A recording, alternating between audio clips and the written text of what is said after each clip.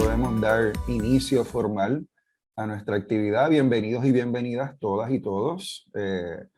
Mi nombre nuevamente es Ernesto Cruz y yo voy a estar facilitando la sesión de hoy.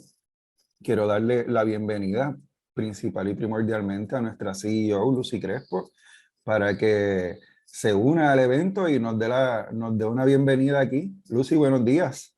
Ay, buenos días, Ernie. Buenos días a todos. De verdad que es un gusto extraordinario estar llevando a cabo este Meetup, que es uno de los temas, ¿verdad?, más relevantes. Como ustedes saben, en el Fideicomiso, nosotros tenemos la misión de facilitar, invertir y ayudar a crear esas competencias que se necesitan para adelantar la economía de Puerto Rico y el bienestar de los ciudadanos.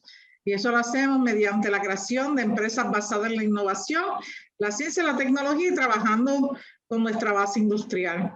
Tenemos básicamente 3 pilares fundamentales en los que estamos trabajando: investigación y desarrollo, emprendimiento y salud pública. Y esto está sostenido por una base donde STEM Education y Workforce Development, ¿verdad?, es una de las columnas vertebrales que en realidad mantiene todos los pilares.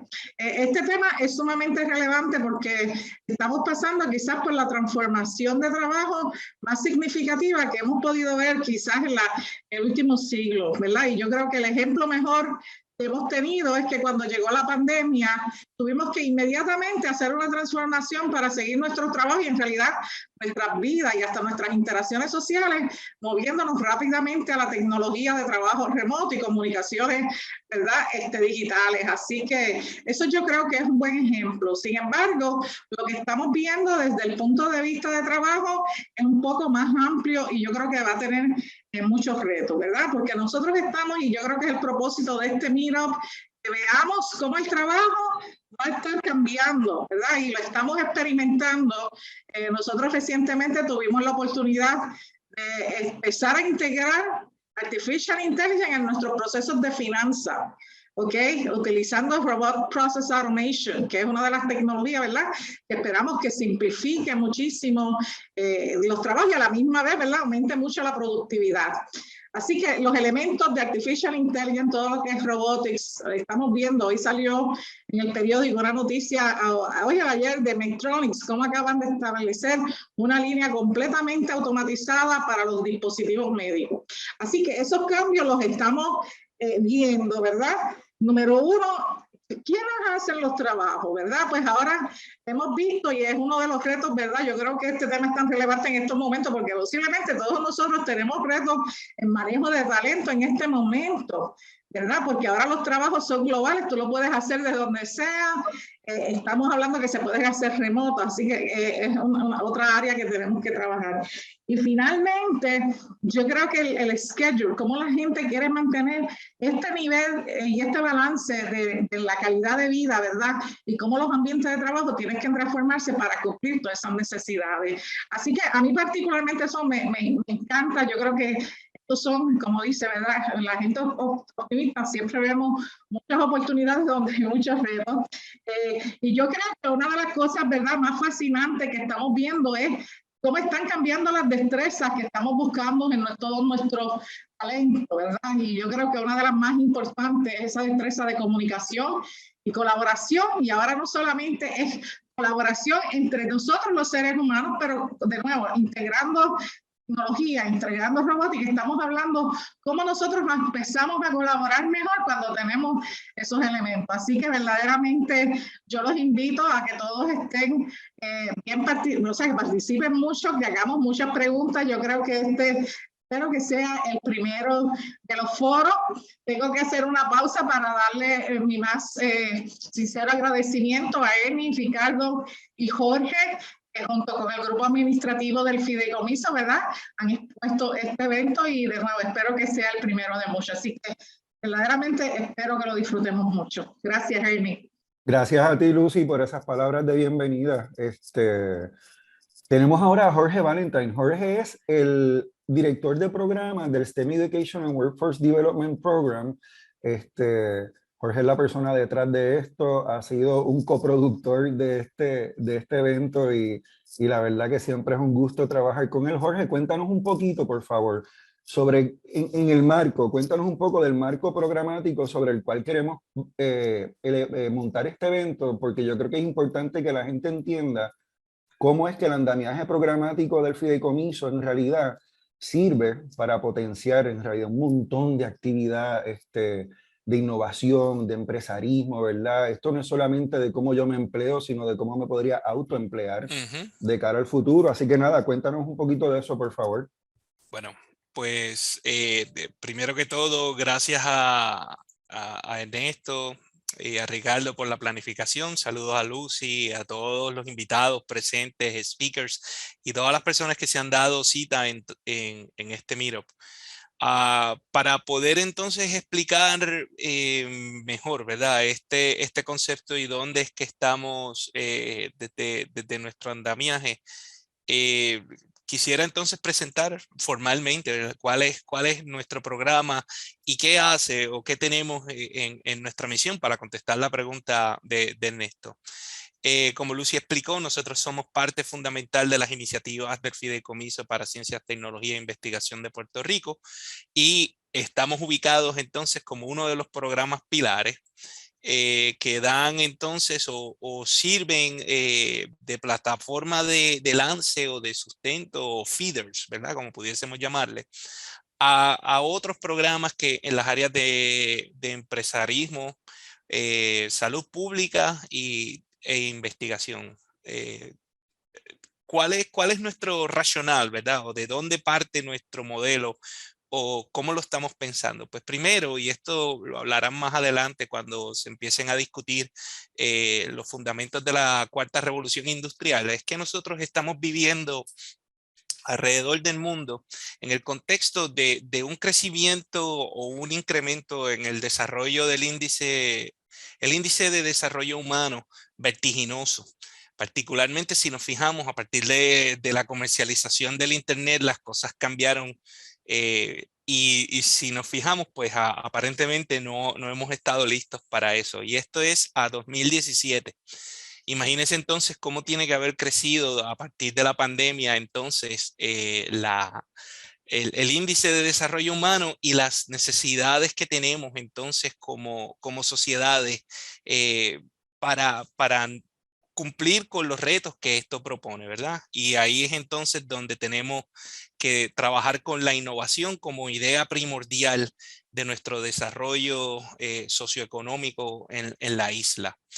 El programa tiene como visualización, ¿verdad? Una línea temporal o una línea o un continuum donde vamos y vemos que cada fase es esencial para el desarrollo de los elementos socioeconómicos de innovación, investigación, ingeniería y todo lo que estamos viendo entonces dentro de la industria. Partimos de la premisa, ¿verdad?, de que tenemos que empezar desde muy temprano para poder entonces ir afianzando las destrezas. Y esto es importante porque aunque muchas veces no lo vemos como interconectado, desde prekinder o escuela primaria, es vital que vayamos entonces forjando esa fuerza trabajadora STEM a la que tanto entonces estamos aspirando. No quiero tomarles mucho tiempo en esto, ¿verdad? Pero tenemos que entender que hay unos pitfalls con los que no estamos cumpliendo o hay unos peligros a los que debemos estar bien pendientes desde el inicio, ¿verdad? Elementos como saber que los niños que no leen a su grado, para el tercer grado tienen hasta 7 veces más posibilidades de fracasar en la escuela. Es un punto urgente. Que la comprensión lectora está directamente relacionada con el éxito en las matemáticas y en las ciencias, y esas son destrezas que se forjan en la escuela primaria. Que el ciclo de deserción escolar comienza desde mucho antes de 9º grado, pero es en 9º grado cuando se ve fuertemente. De que Puerto Rico pierde unos 1.500 estudiantes por año, de 9º a 4º año, simplemente porque no hemos atendido entonces las fases importantes en escuela primaria y en lo que conocemos como la escuela secundaria temprana. también, pues, típicamente nos enfocamos entonces en lo que es la escuela secundaria el más arriba y ahí pues muchas veces ya es muy tarde para poder trabajar con estos elementos. Así que lo que nosotros estamos viendo es que es necesaria la visión de llevar a STEM Education como el fundamento necesario para la innovación, la ingeniería, la tecnología y el empresarismo, ¿verdad? O esos otros pilares con los que estamos trabajando.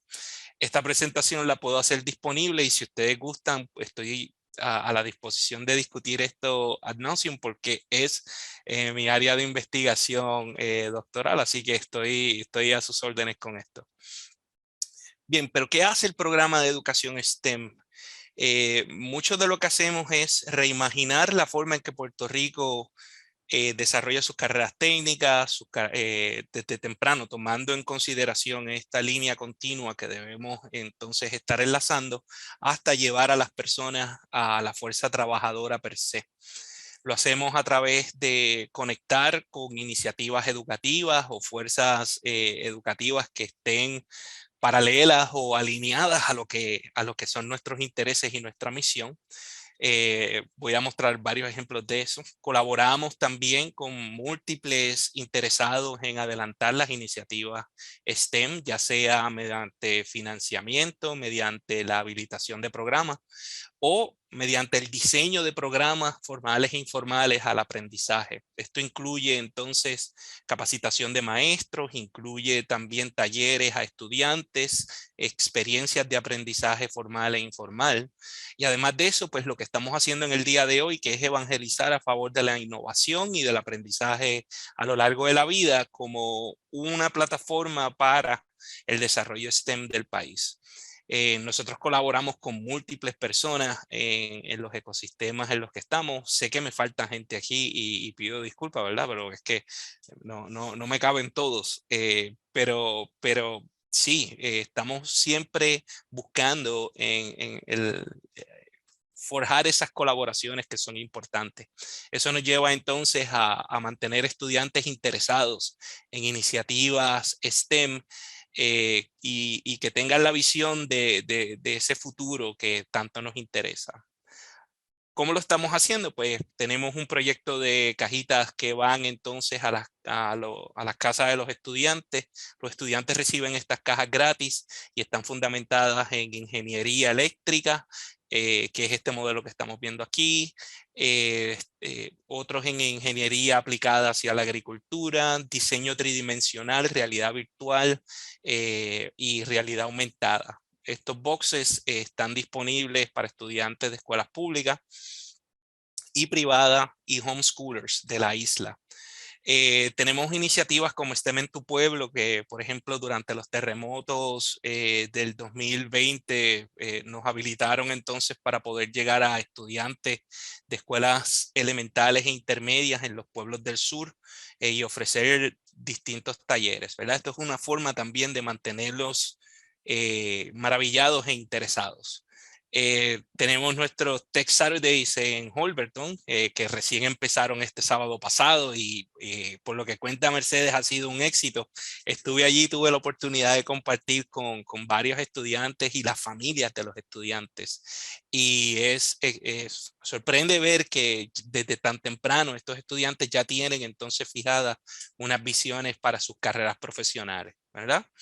Tenemos competencias como Resuelve lo Boricua, donde los estudiantes desarrollan empresas, prototipos y soluciones a problemas de Puerto Rico y estos ¿verdad? Reciben entonces financiamiento para llevar a cabo sus prototipos y ponerlos en función en las comunidades donde sirven.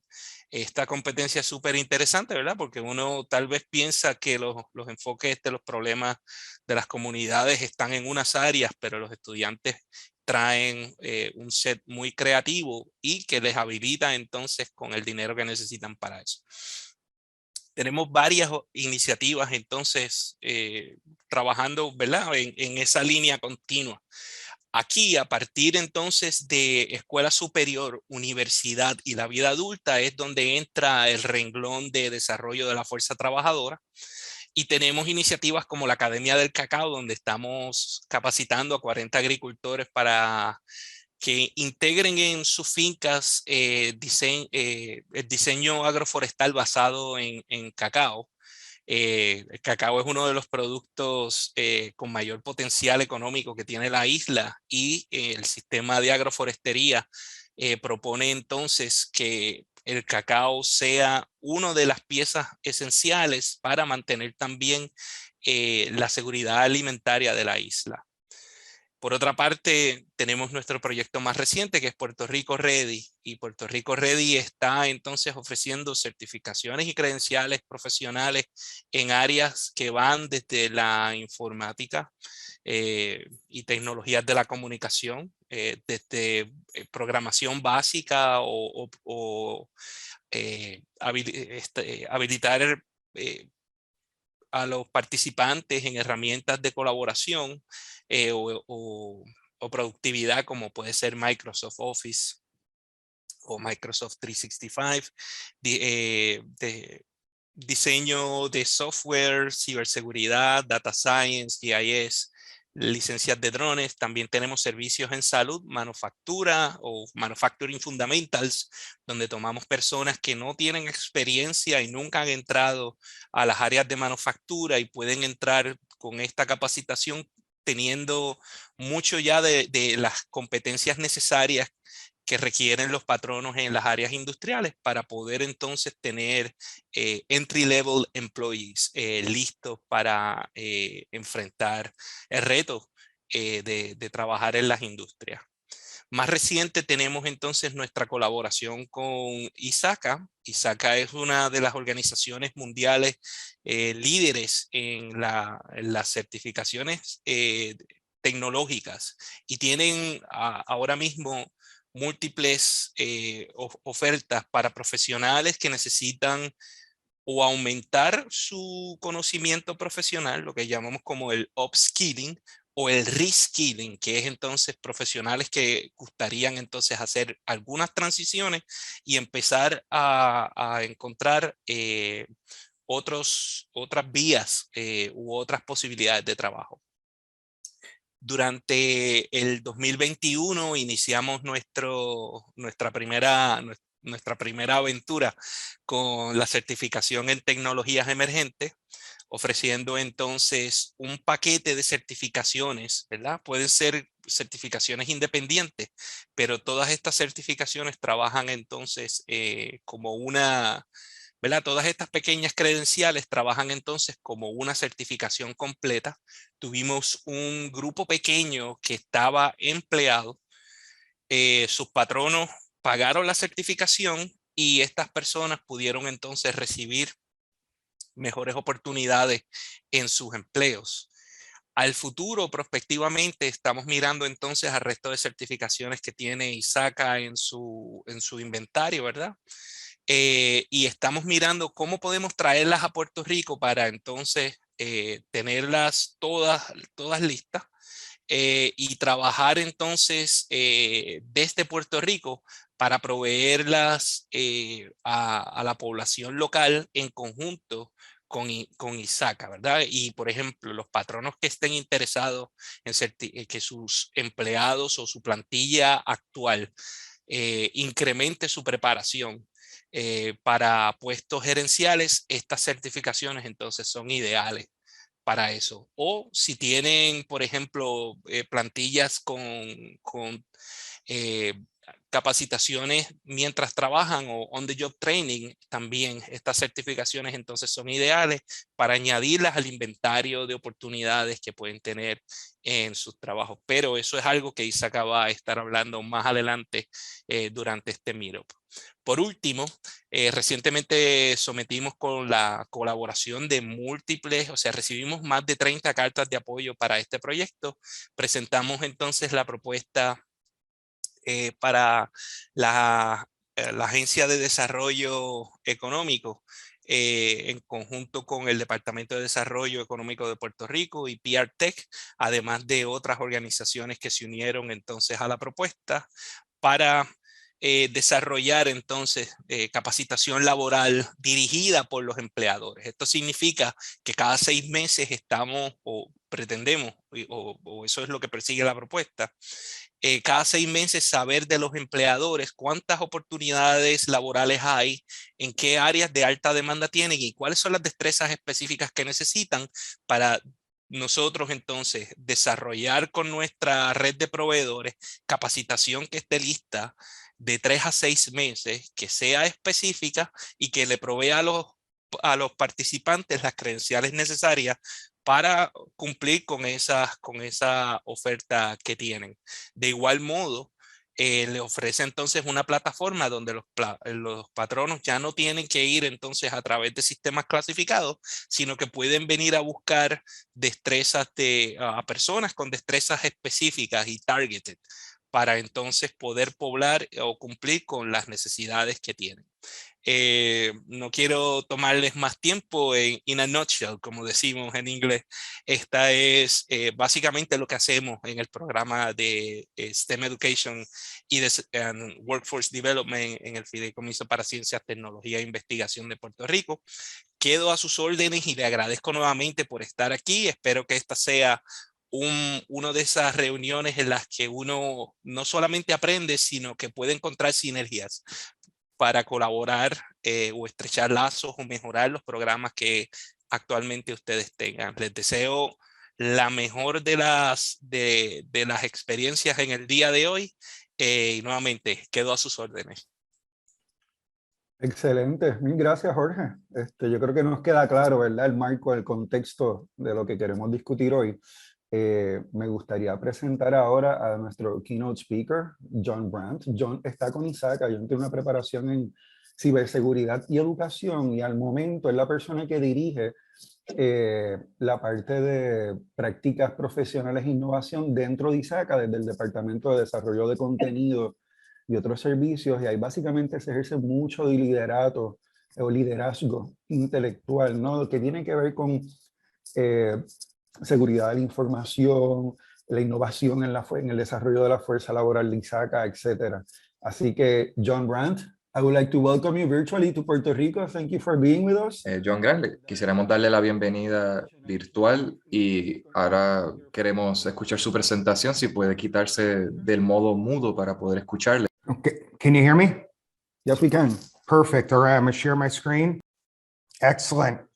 So my name is John Brandt, Director of Professional Practices and Innovation here at ISACA. I've been with the company 7.5 years now. Truly honored to continue to do the work across the globe after a 20-year career in the US military. So ISACA is a learning company. There's been exponential change over the last few years, and the global pandemic accelerated this.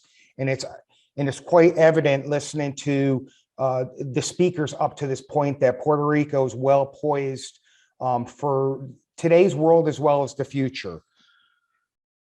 ISACA continues to provide education and resources needed to learn, grow, and innovate. We rely on a global network of volunteers and thought leaders that continue to help us remain both globally and locally relevant. This slide here just kind of shows you the demographic breakdown of our global community here. So our global network is characterized by diversity and connectivity, and membership spans the breadth of the entire information technology related fields. So everything from IT audit, cybersecurity. We've got internal, external auditors. We've got a ton of consultants involved in there. Everything from people just starting their career all the way to the highest levels of companies.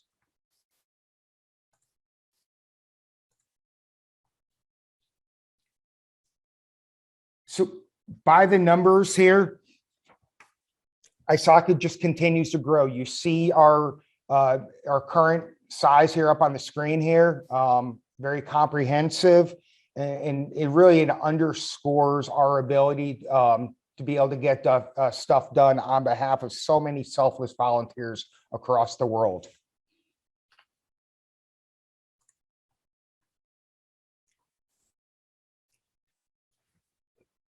So you all were introduced to some of the partnership that ISACA's got going on right now with PRST, but we do so much more beyond credentials. So in 3 large buckets: industry events, membership, and community.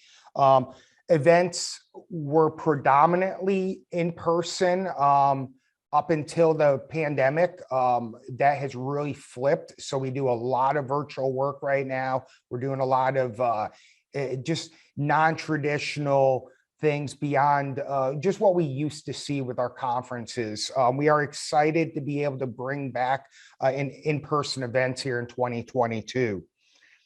Within membership, right, career tools and services, the continuous learning spans the breadth of just a ton of thought leadership, free CPEs for members, frameworks, resources, and guides. But truly, it's about the community. And we do have an engagement platform. The local chapters are really where, some of the things that we spearhead as a global headquarters really comes to life at a regional level. So we can't really talk about technological impacts without really identifying the forces and trends. And on the screen here, first and foremost, we highlight how much technology continues to influence things, but it is much broader than that here. There's demographic shifts that continue to happen. Populations are migrating, and we're seeing this with remote work has really foundationally shifted where and who and where is doing the work. And obviously resource availability just continues to be of utmost concern, especially on the human capital side of things. We know that technology is an enabler to work from anywhere. So the future of work trends here on the screen, again, with the pandemic, there's been a huge push for cloud first. It has propelled this work from anywhere. Our research is showing that it's really created a power struggle of sorts between employers and employees. And there's this tension that's out there. And it's no longer about salary, right? And we've heard about work-life balance already earlier here at this meetup. And that's really where everybody across the entire spectrum, whether you're an upskill, reskill provider to your employers, to the individuals, flexibility is just of the utmost importance. And so digital transformation is not new, and it started long before the pandemic, but COVID-19 certainly accelerated it for so many for them to remain relevant. Convergence of these 5 trends isn't just changing the how of work, but the who and where is all. And sprinkled throughout all of this are issues of resilience, business continuity, privacy, and security. PwC has done some interesting research here, and they've highlighted what they call the Essential 8, which are up on your screen here. And I was really thrilled to see the STEM program that was briefed prior to me touch on so many of these things here. And you all are really doing some exciting things. Convergence is taking these Essential 8s into what they call 6 power combinations: automating trust, immersive interfaces, extended reality, work and autonomy, digital reflection, and hyper-connected networks. And there's a ton of use cases that are out there, and I'm sure many of you are familiar with it. And that's where I think it's really exciting from both a knowledge and career preparation, just so many things that are being done. In a former role that I held on the Performance Testing Council as a board member, right, there was exciting things with the crane operators with virtual reality, and because technology is allowing you to basically avoid the scheduling of large equipment and whatnot. So while there could be a substantial large increase up front, you're going to pay for that in dividends and in scalability as well. Digital reflection, right? Under that, we look at what's happening here in virtual reality and this concept of digital twins, right? Where you could basically replicate manufacturing into a digital world. And there's so many different things that are happening there to allow you to basically simulate and model changes. Within the three of these were touched on. Our CET program, which ISACA is, proudly working with you all on, touches on AI, or IoT, and blockchain.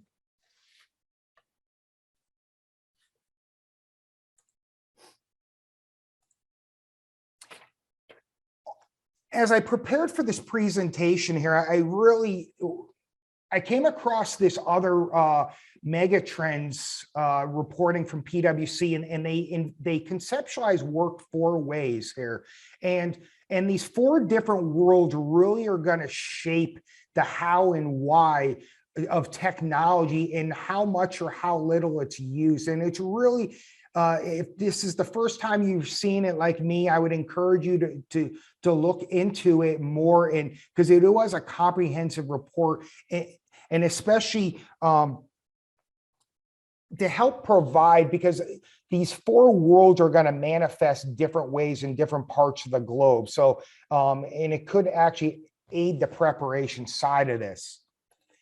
On this screen here are some key points of it.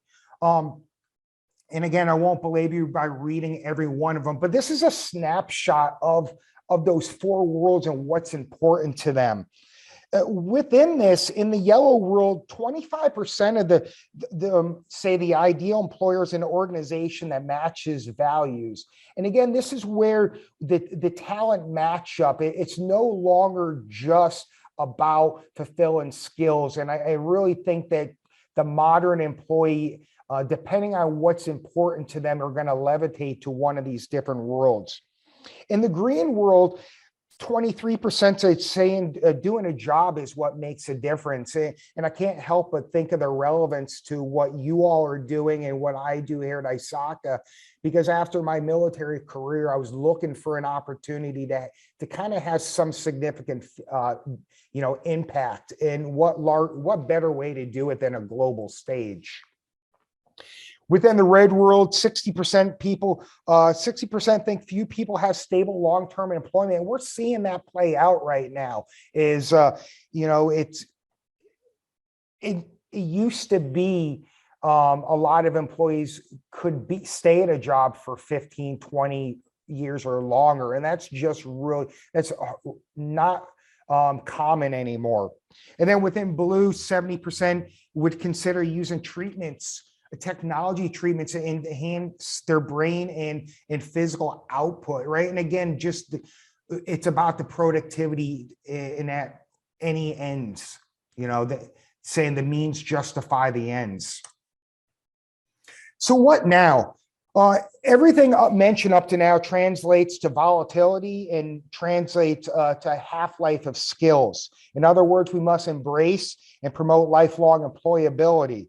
And note that this is a marked difference in evolution over lifelong learning, because lifelong employability implies adaptability, resilience, and readiness for a career switch at any point in time. We look at agility. Some, such as Deloitte, have this idea of an augmented workforce, and we've already seen one. I've heard one comment earlier about where AI and ML is coming into the picture. And I want to just make sure that an important message with that is that as we continue to evolve and technology continues to shape work and how and where we're doing it, it continues to shift the talent needs. We continue to play catch up at the end of the day. And whereas there's a lot of promising use cases for technology, when you look at things like ML and we look at how it could basically decrease some of your needs for like lower level, like analytical work to do some of the crunching, it's shifting what the needs are into like algorithms and whatnot in the preparation. So we got to be very mindful of that. And there's just no universal implementations reinforced as we've seen by the 4 worlds of work there. The end of the day, it's incumbent upon individuals to keep their skills fresh, and we all have a responsibility to provide means and methods for them to do that. So where are we now? Some things are working, but there are obviously room for improvement there. Within the current workforce, you guys are seeing the first data from ISACA's 2022 State of Cybersecurity Research that is going to release here later this month. Top 3 skills currently in the workforce, you see soft skills continues to trump all. Cloud jumped quite a bit, not surprising this past year, and security controls remains an issue. But we took it one step further. And again, reporting on just the doom and gloom is no longer important. So as we continue to drive research, it's important for us to continue to ask and probe further to make the data actionable. So we wanted to really call out what are the top 3 technical skills. And again, cloud computing was at the top, data protection and identity access management are there. And these 3 things actually are really core components of this digital trust philosophy. And a little shameless plug here is ISACA just did launch a zero trust white paper this week. And I could drop the link in chat at the end of my presentation. With regards to soft skills, communication, critical thinking, and problem solving, not surprisingly in protection-related fields surface. What I think was notable lows, and we should all, I was very dismayed at this, was attention to detail came in at 38%, work ethic 23%, honesty was at 16%, and empathy at 13%. And those are really disturbing when you think of the convergence that needs to happen between security, cybersecurity in the business. So really the honesty and empathy are 2 things that I'm really surprised fell as low as they did, and they are a reason for concern. When we look at university graduates, and again, historically, it's been a 50-50 shift, split on the employers who are looking at the importance of university preparation. Soft skills is a #1 gap there, and having done a technical program of late, and those that continue to remain plugged in, I think that we, as in our this arms race to prepare talent for these careers, that there's just, this huge supply demand imbalance that's out there. We're focused on the technical stuff, and hasn't been a lot of attention placed on the soft skills, which is why it continues to manifest. When you look at things like network operations, that really, from my perspective, it speaks to the fact of there's so many ways in the cybersecurity workforce. They're not all more technical, and there is a lot of benefit to coming up through the proverbial IT pipeline, like help desk and whatnot. So where do we go next? Right, moving forward, some of the things that has to happen here is we need to continue to maximize talent pools. Last year, ISACA in its State of Cybersecurity, we advocated to basically revisit all entry-level jobs and drop the degree requirement. And our data in that report, again, coming out later this month, you're going to see that really, we saw our membership actually take that to heart, and there were drops across all geographic regions. And again, I'm not trying to say that degrees aren't relevant and not one piece of the pie, but at the end of the day, it is a barrier to entry that we need to be very mindful of. And so it's incumbent upon hiring managers to increase the folks that they're looking for. There's no one way to source talent due to enterprise size, locale, industry, and worlds of work. Need to continue to multiply entry-level positions. I can't tell you just how frustrating I am looking at LinkedIn, the stories of folks that have spent their hard-earned dollars and spent a lot of time to go through upskilling and reskilling programs who can't get work, and their skills atrophy is real, and we should all really take it to heart. So anything we can do to kind of get them and continue to beat that drum is really important. just-in-time training and validation. You know, at the end of the day, we have to cut the pipeline. The 4-year program, and again, this is just one person's perspective. I don't think the 4-year program is going to be effective moving forward.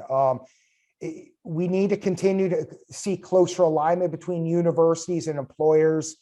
Traditionally, your 2-year universities were kind of modeled that way.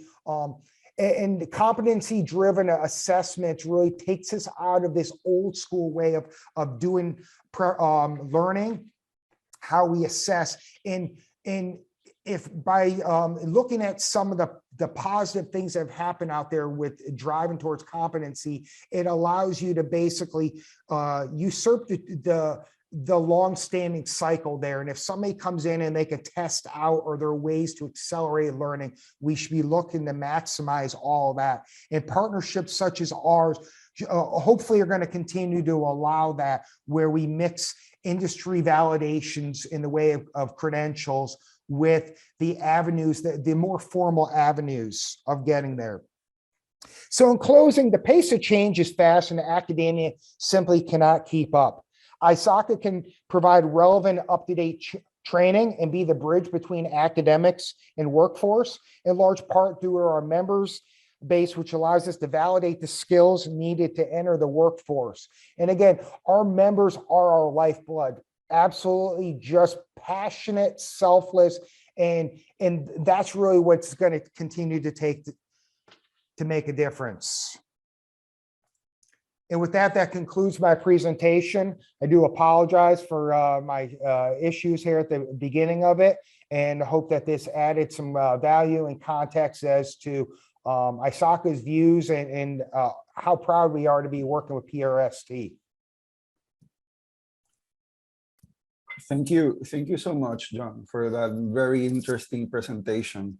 We're running a little bit, a couple of minutes behind schedule, so we're gonna quickly move into the next panel discussion. This is an interactive panel discussion, as I mentioned earlier.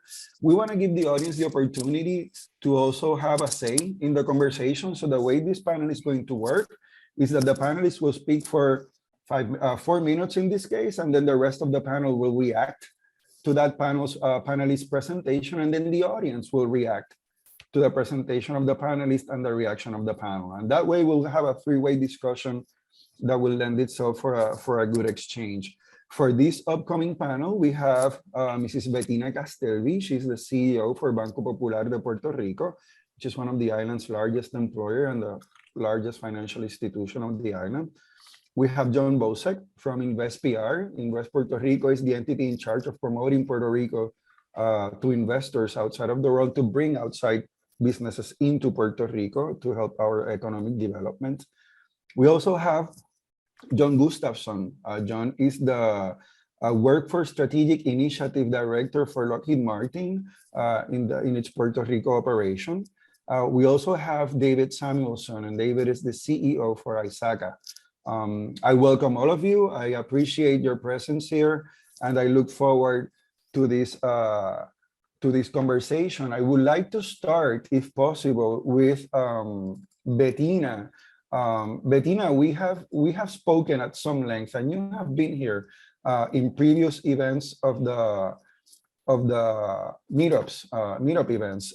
In our last cybersecurity event, actually, I recall you mentioning needs that the bank has in filling up their human resources position in order to meet the needs of their client base. And we spoke about other issues regarding the challenges of putting this workforce together in order to develop that pipeline of human resources that we need. So, can you tell us a little bit about how does, Banco Popular ensure talent development for their staff once they hire? We would like to see how, the nature of that human resource has changed in the past in terms of its preparation or the growing scope of work that they may have. So what can you tell us about this? Thank you for the invitation, Ernesto. Again, I'm happy to be here. I think it's important to recognize, I think some of the previous presenters talk about it, the upskilling and reskilling need. We identified it. We had a lot of assistants, and now we needed a lot of business analysts for any type of position. So we started thinking about that, and the bank took a proactive approach in creating what we call academies. In the past, most of the internal trainings that were co-done with different universities or entities were more focused on the soft skills, on the managed skills, on how do you supervise, how do I get you from a starting position to a lower position. But we saw the need of the upskilling. So there's academies that we've done, mostly data analytics, project management, now data science. So that type of skills that are more technical, but are throughout the corporation are needed. So that's one thing we've done.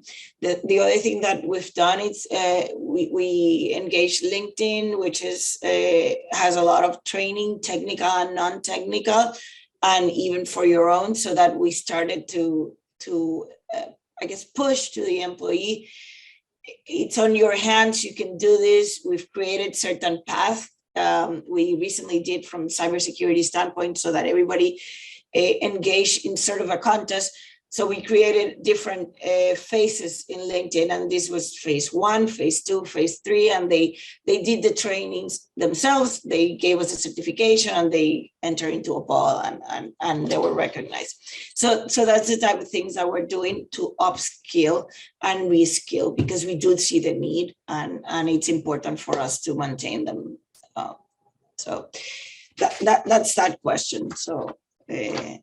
So in that sense, and moving on, how do you see that the scope of work of the human resources at the bank has changed? How those descriptions have changed? I know that we were talking about, the challenges that you're facing with a position that can be filled from Puerto Rico versus New York. There's the issues of salary inequities.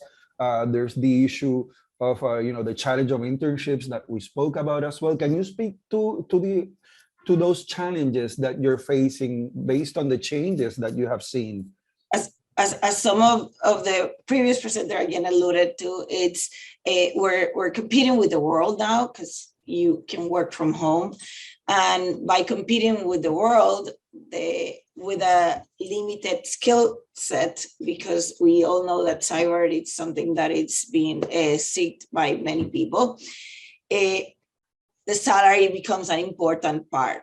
And when you are working in New York and you can get New York rates, how do I equalize and avoid the inequity that I might have a cheaper workforce in Puerto Rico or in other states, and they're doing the same thing, but they're located differently. And that's what sometimes we have to rely on third parties to say, okay, this is the differential pay salary. Sometimes that works, sometimes it doesn't work. So that is the inequity that we're working with. In terms of, we know that the island, it's become like the place to come now. So we have a lot of people coming back, and I think that's great. And I think we're seeing that. And we're working towards that empathy, towards that culture thing. And we're trying to make sure that even though you're working remote or you're not working with us, you keep the culture. So for us, that's very important. We have trainings on better conversations to make sure that continues, so that you have a better sense of community. You don't lose that connectivity to the island or to Popular, which is what we do. We've also opened up ourselves a little bit. We used to be, you needed to have 4 years of university to come in and to source for the skilled positions. We have recognized that there's certification programs, that there's a 2-year programs that actually prepare you with the technical needs that you have. And we have found really good people that don't meet the 4-year school, university requirement, but that are good and that have actually progress with a little bit of, I mean, we've added the skill sets that they needed to be. So we are changing. We are opening up ourselves. It's difficult. I think the skill set gap of a university, I still find it problematic that we want people with experience, but how do we give the experience to the university graduates? How do we bridge that gap? So that's a problem that we still have. I would like to have like a percentage of my workforce must be recent graduates. So we have this source of that it's good that we can get the benefits of that employee from the onset. So I think the internship it brings a good opportunity for us because we teach them what we actually do versus what the books say. And the way that I explained to you, the challenge that we have, it's we need to present a good opportunity for the student, but at the same time, something that gives us back. And with a short time of an internship, it's sometimes difficult to choose a project that will engage them and get them excited, but at the same time will produce me the benefits of my investment in them and what I will do. So we're trying to change. We get an internship and that will maybe guarantee you a position if you fulfill the requirements. So that's been discussed. Excellent. Yes, excuse me, just to present myself, I just entering right now. I'm Carlos Roman. I am the Deputy Assistant Administrator for the Employment Service and the Department of Labor in Puerto Rico. Welcome, Carlos. Welcome. We are right now in the middle of a panel discussing the pain points of developing an agile workforce pipeline in Puerto Rico, and you were just listening to Bettina Castelli, who is the CIO for Banco Popular. We are now opening the comment for the rest of the panel to react to Bettina. I think she put forth several challenges and issues that really represent our reality. If you allow me, I want to add to the comments that Sir, we will have time to address audience input, okay. But first, I would like to listen to the panel. And after the panel, we can have a reaction from the audience. So if you please excuse me, and we can listen to the panelists first, and we'll go right with you when the audience turn comes. So back to the panel. Do we have any reaction to Bettina's exposition of comments?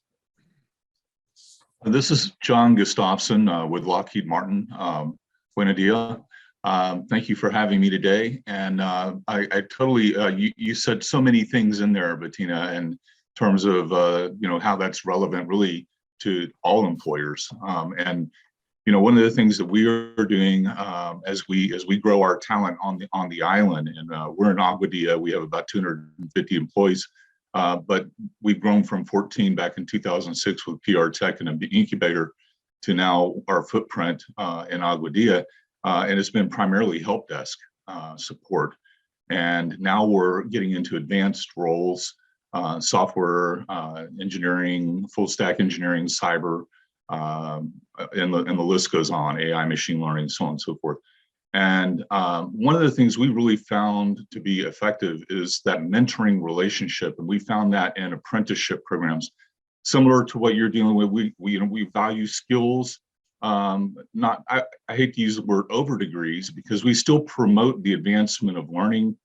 We still have our tuition reimbursement program, but we've expanded that substantially to allow for post-secondary credentials, certifications, 2-year degrees, and really strengthen our relationship with community colleges in the process. Again, I agree with what was said earlier about that model being so much more aligned to the needs of employers.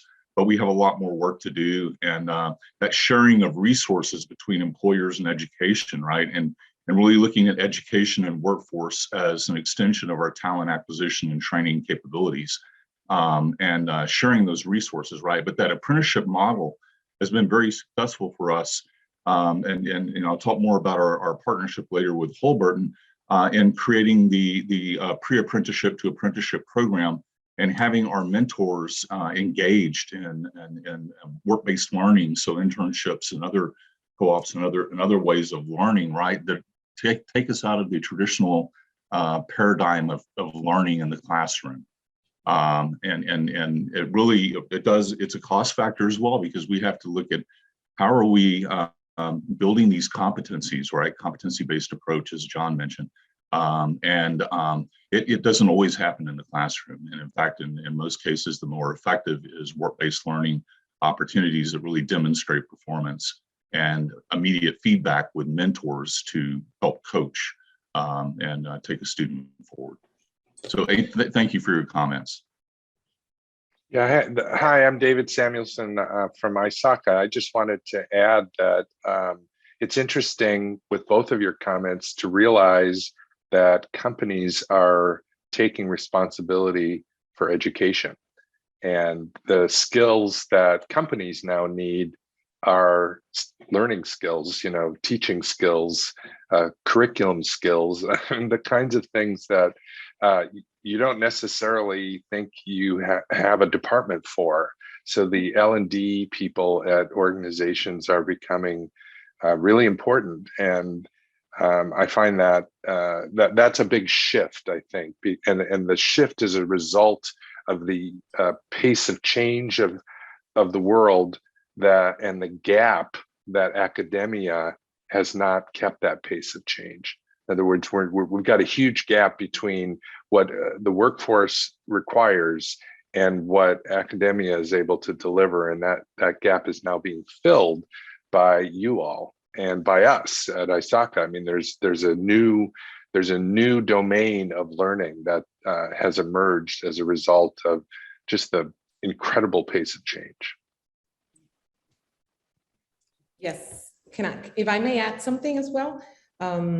Mercy Diaz here from Holberton School. I think that I agree with everything that's been said about, the apprenticeships and internships as a way of really solidifying knowledge or learning new skills.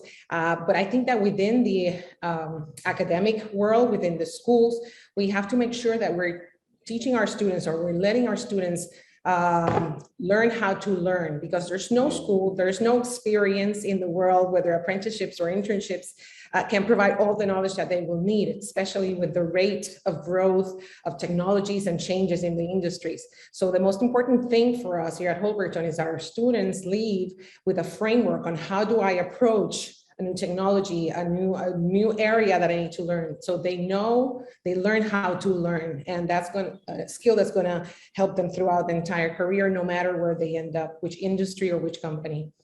Completely agree. Excellent. Thank you, Change management there. How do they evolve, and how do they become open to change? Yes, adaptable, absolutely, being adaptable and being able to wear many hats and being able to, shift and change on a dime and turn and learn new things. And I think I can say, at least for my students, that they enjoy that. Once they know that they feel, sure that they can do that they can face new challenges, I think that's something that's going to keep them within a company or within our organization for a long time, if they know that they have different aspects of growth.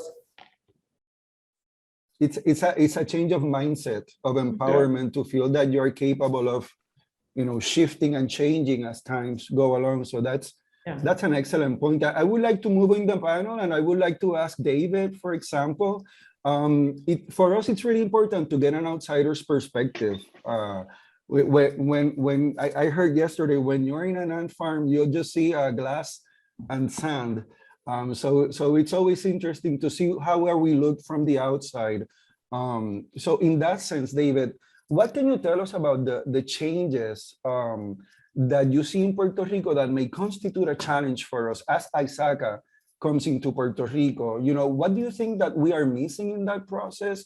How do you think that the tech savviness that is required, it's a pre-requirement in today's employment world, how do you think that plays into Puerto Rico's labor market in order to work with the development of that pipeline? Yeah, I think some of the key responses to that have already been covered. The pace of change is really means that every company on planet Earth is a technology company. It really doesn't matter what you deliver. And the pandemic just accelerated that. And in some ways, that's really good for Puerto Rico because it flattens the world in some respects. And, Bettina actually mentioned some of that, that you can maybe hire anywhere, or your people can work anywhere. However, you also, what's great about the Puerto Rico research and innovation group is that you're investing in your people.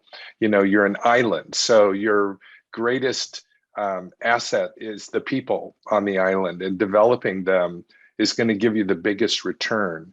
And so the kinds of things that we're talking about, public-private partnerships and working together to sort of upskill and reskill, which is really just a revolution that's happening right now, is important. And ISACA plays, I think, a really pivotal role right now at a time when the pace of technology change also is introducing risk.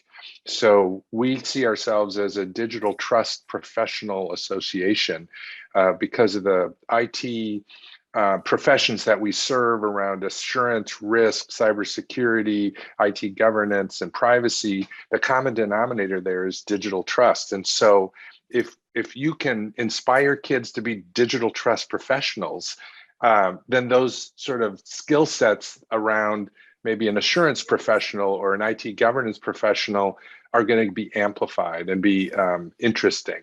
So I think that there's a lot of commonalities that are true around the world, but then there's probably a first and last mile aspect to that in Puerto Rico that is a nuance, right? And so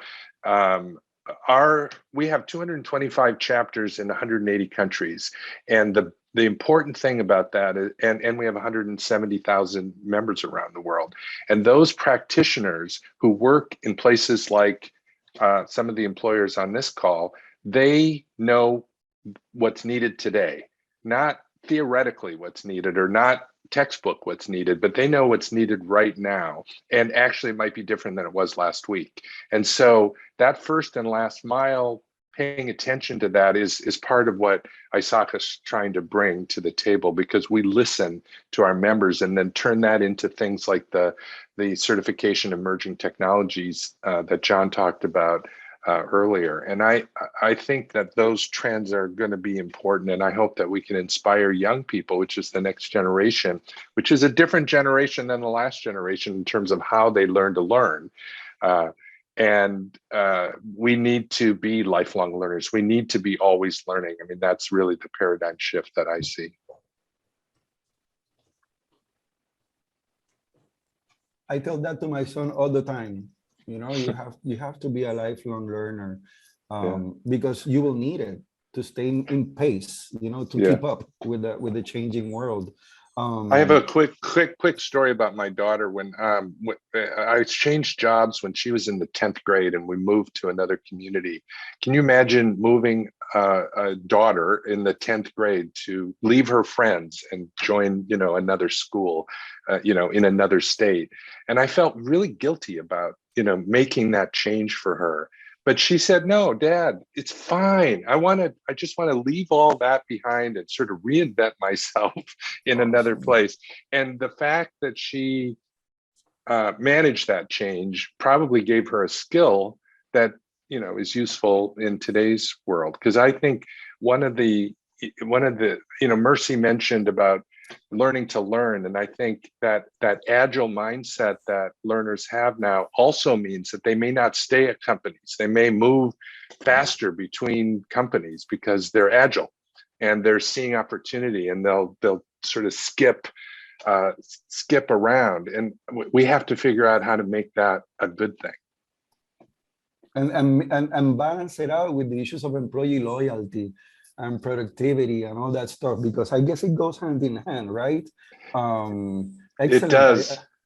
I think you can inspire people to stay through mission, and I think every the other trend is that young people care about their company's mission, you know, that they can change the world in some way. And I think all companies to some degree can create that inspiration, whether it's quality or something useful or, you know, those kinds of things. Excellent. Excellent. Any comment from the panel to David's presentation? Yeah, I think it's a challenge for employers to keep investing in people that don't have the loyalty. So you're not going to see necessarily the results. So it is important to latch into that mission and to that inspiration process of we're here, and also, at least in Popular, it's really good because you have so many choices, so many different tasks that you can do and positions to do. Myself, I've been in over 7 positions throughout the bank, and I really enjoyed them all. So. Yeah, Bettina, I've noticed that some people work for an industry, not a company, and though that industry, like we are an industry association, actually can assist companies because there's a flow of different people. Even though they may leave, there's a community that cycles around. I came out of I worked for Pearson for 15 years, which, you know, then there's McGraw-Hill and there's, you know, Mifflin, and that whole community is pretty small, but people just cycled through all those different companies in some ways as educational technology professionals. So I think there's another way to kind of capture that and leverage it in better ways for, you know, something like banking. Yeah, I think another point, David, that you were making is, you know, in terms of building loyalty, is like investing in workforce development, right? Investing in professional and technical certifications and upskilling, with a focus on advancing, you know, existing workforce. Sometimes we look to the outside to fill a role when it's an adjacent career path. It's just a skill. It's just a gap that needs to be filled with training and you know, professional certifications and development activities. So, I mean, we need to look at that in terms of building loyalty as investing in our employees and workforce development. Yeah, and I did want to state that, you know, I believe that academia has an important role to play in the world. And what we're trying to do is partner so that you bridge the gap with someone with a 2-year degree and an ISACA certification can get a job. And so we're developing partnerships all over the world through our chapters with academic institutions to try to fill that gap for employers a little bit and give the learner an additional, you know, badge to convince you that they're ready for work. And I think that the more we partner around these things, even, you know, around this table, the better. And that's why we're so happy to be a part of the partnership here. Excellent. Excellent. This is a good conversation. I want to hear about John Bosek, because John is in a tight bind. You know, Puerto Rico is not necessarily in the best of positions these days as it relates to its economic development stage and so on and so forth. So from the vantage point of your job, John, what industries do you see are the most challenged in Puerto Rico in building that pipeline?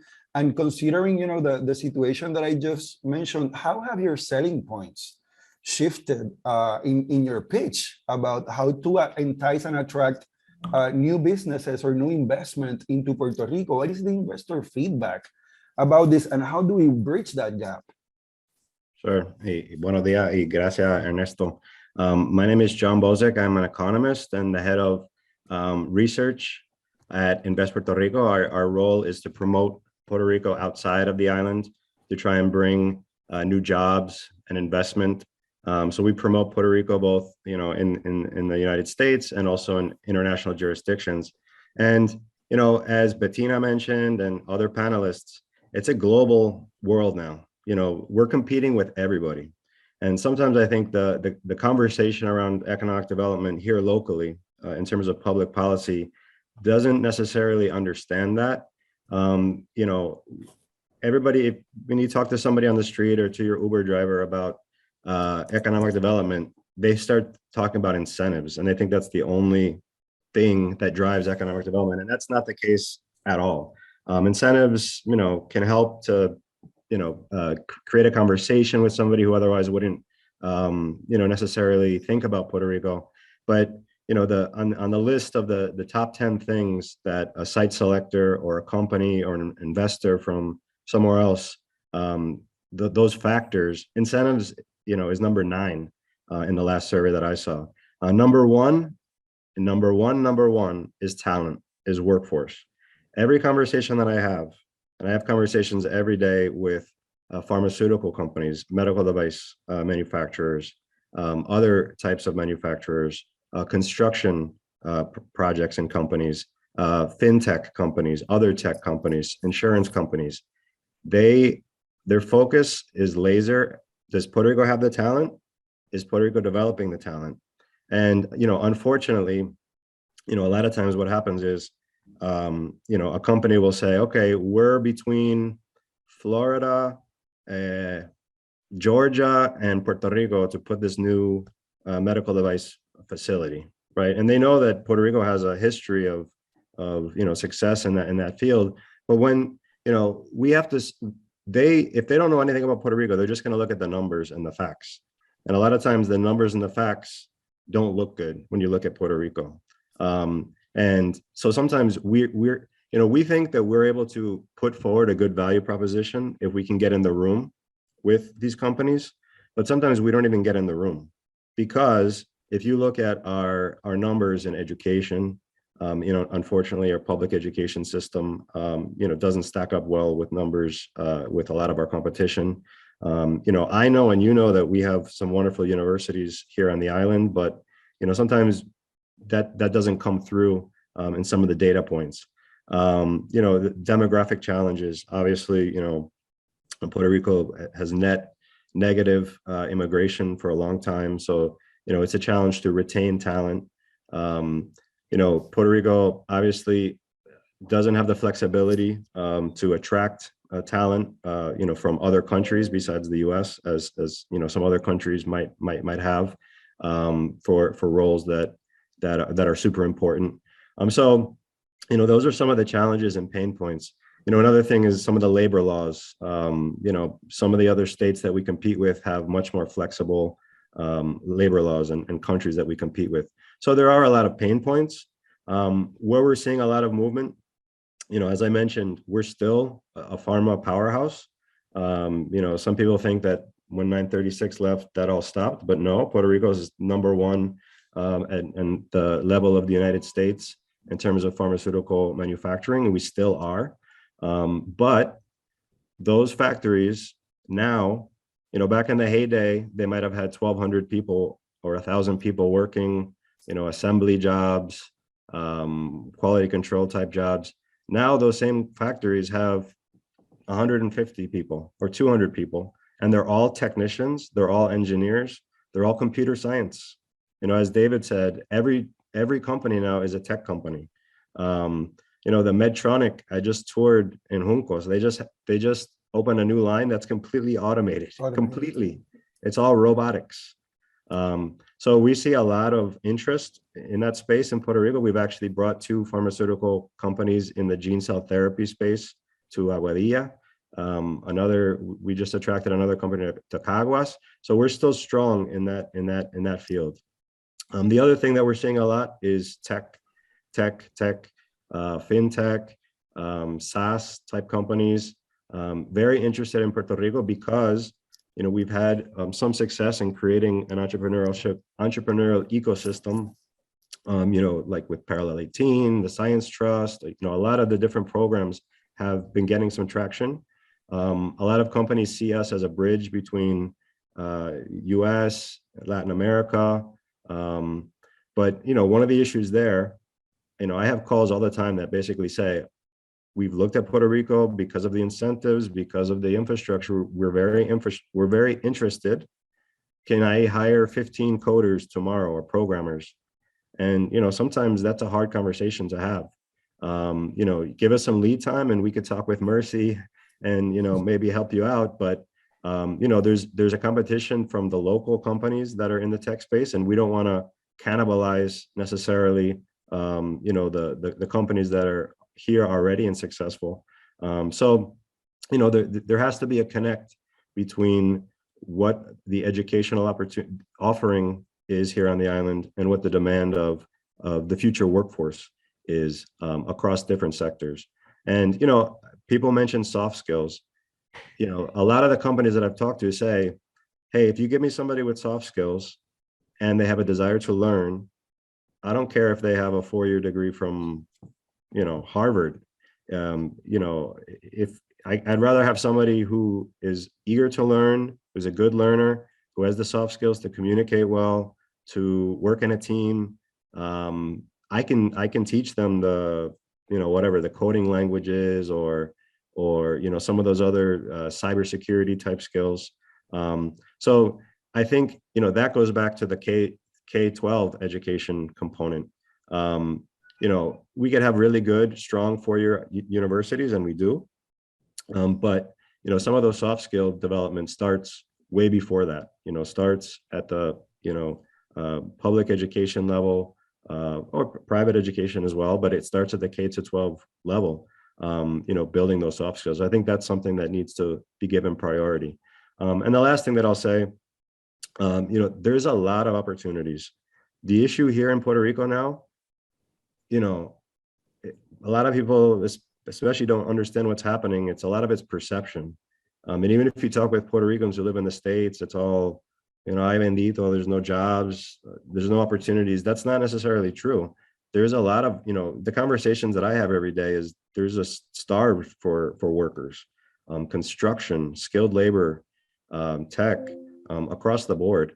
So we need to do a better job of, incentivizing workforce participation and retaining the people that we train, because, we're basically with our tax dollars subsidizing education. And if the graduates of these programs decide to leave the island, we're throwing our money away. So we need to do a better job of making sure that the opportunities kind of match the skills that our graduates are coming out with. So I'll leave it there.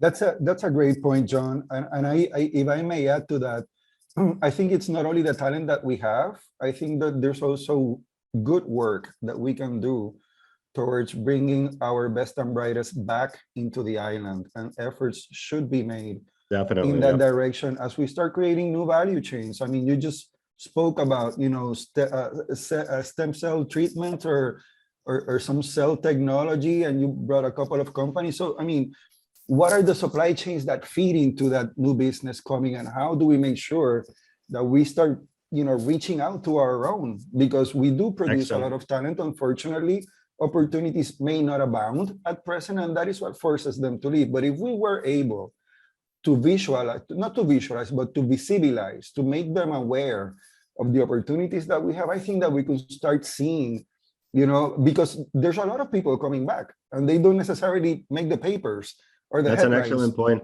Ernesto. And sorry to interrupt you, but just to add on to that, a lot of times these conversations we have with the companies, we'll say, hey, right now, there might not be, the number of engineers or the number of, cell therapy scientists located on the island, but, we have a diaspora of people who left recently, who for the right opportunity would willing to come back because they have family ties here, societal, cultural ties here.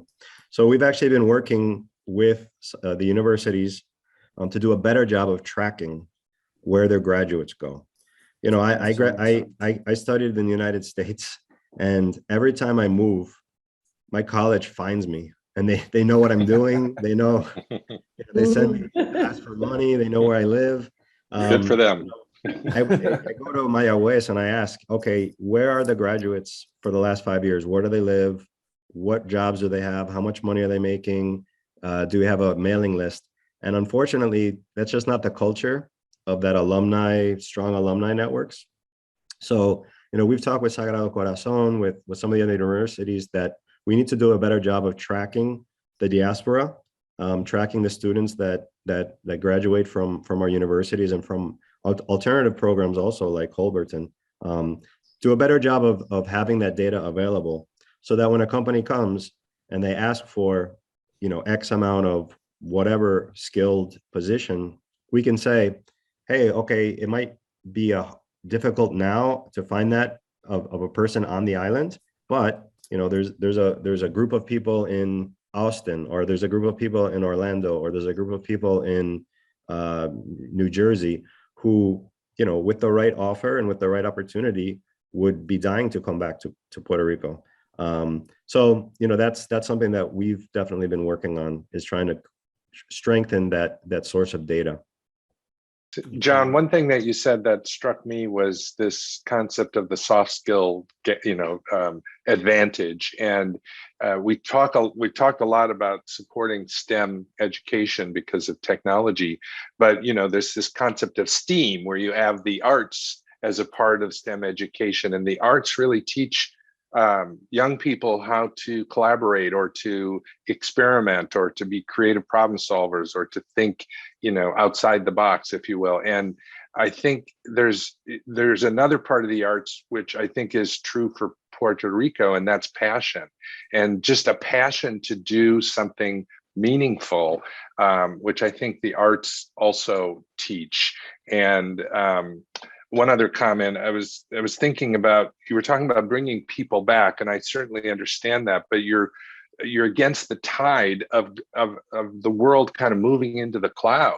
And I'm wondering if you couldn't have satellite Puerto Rico workers, you know, that are kind of have a unique value that somehow is discovered, that, you know, that just touches these satellite, you know, workers in a way that can amplify what you're trying to do. I don't know if that's possible or not, but it seems to me that we're all moving to the cloud. We actually we've had some workers from large companies that you would know if I rattled them off in the tech space, who their employers have said you could work remote, and they say, well, okay, I'm going to move to Puerto Rico. And they say, no, you can't work from Puerto Rico because the tax code is different, and the labor, whatever. So we've actually been working with public policy and some others to see if we can create a model that would make it easier for an employee, not a consultant. If a consultant can work from anywhere and it's not a big deal, but for an employee of some of these large companies that are based in California, or in Florida, or in Texas, or New York, or wherever, to allow their employees to work from Puerto Rico seamlessly, right. You know, and not have to worry about a separate W-2. And well, that's an employer problem too. I mean, if I'm hiring people, I have to have all the regulations in Florida, or Puerto Rico, or California, right, to have that employee, you know, and then all of a sudden we've got 50 different versions of employment law that I'm trying to, right, you know, address, and that becomes a real problem. So I think it's good focus. There's a short-term solution to that, though, because we have students that are working for companies in California, and they chose to stay in Puerto Rico. This is where they want to live, and there are there are personal employment organizations here locally that can manage that for those companies. So on a short basis, well, that's definitely an option. Yep. Yeah, but I think what John was saying, David, is that that we want them here, regardless of who they work for in the world, whether they work for someone in in Europe, or that they're based here, and there are certainly a lot of benefits to that. And I think that given the opportunity, like John was saying, with the right package, they're going to work remotely, but they'd rather work remotely from here, like Puerto Rico will be their base. I think we're posed for that. I think we have all the good stuff to have them. We just need to provide those people who've left with the right incentives to come back. Yeah, definitely. And in that line, that was part of the conversation that John Gustafson and I had prior to this conversation. It's funny because we were talking about another meetup about space economy, and we reached out to him in a conversation when we find out that he leads the Workforce Strategic Initiative for Lockheed. And we're like, wait, then we don't need you for this meetup. We want you for another meetup that comes before. So in doing that, it was very interesting because John was the person who told me, I have a lot of Puerto Ricans in my staff, and they constantly ask, John, what can I do? What is the position that is opening up in Puerto Rico? Because I want to see what I can do to go back. And that is one of the challenges that he's facing and some of the things that he's working towards. So just to close off this panel, and last but not least, by any means, I want to introduce John Gustafson from Lockheed Martin. And John, we have spoken about this. We have spoken about, the Puerto Rican diaspora within Lockheed.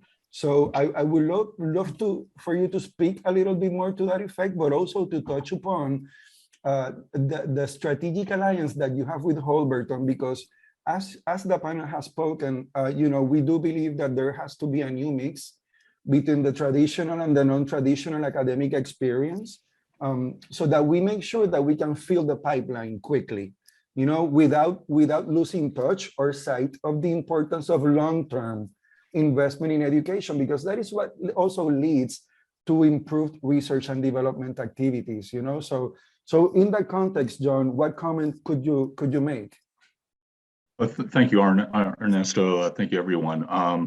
So glad to be here, and I think we probably contributed negatively in a way to the diaspora issue of the scholarship program that we have with University of Puerto Rico Mayagüez, where we get 20 of the top engineers, and all of them come to the States for jobs that to fill engineering roles. And I think many of them would, to the point John was making, come back to the island if there were job opportunities.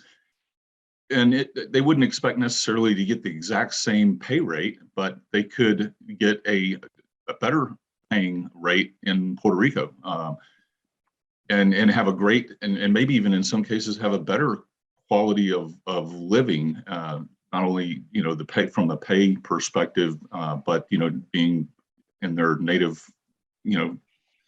place with their family, et cetera. And I think we have that situation. So what we're doing strategically, with the workforce, is recognizing Puerto Rico is a great opportunity to grow these emerging skill, 21st century warfighter skill capabilities, critical skills driven by our digital transformation initiatives, and create these job opportunities. And looking at that talent pool that we've recruited over the last 8 years, I think, from the University of Puerto Rico Mayagüez as a potential, not only that, but building the talent on the island. And that speaks to what we're doing. I think David mentioned, this idea of partnership, public-private partnerships, and really working with education and at all levels, right? Because we're doing work-based learning and hiring candidates from high school, right? Interns, doing the high school internship programs. And then, allowing them to matriculate during their degree program and come back for subsequent internships and do very meaningful work assignments and working with mentors in industry. So we're doing that sort of thing. We're doing all kinds of different things, but to the Holberton example, that started with one of our business area rotary missions and systems IT leaders.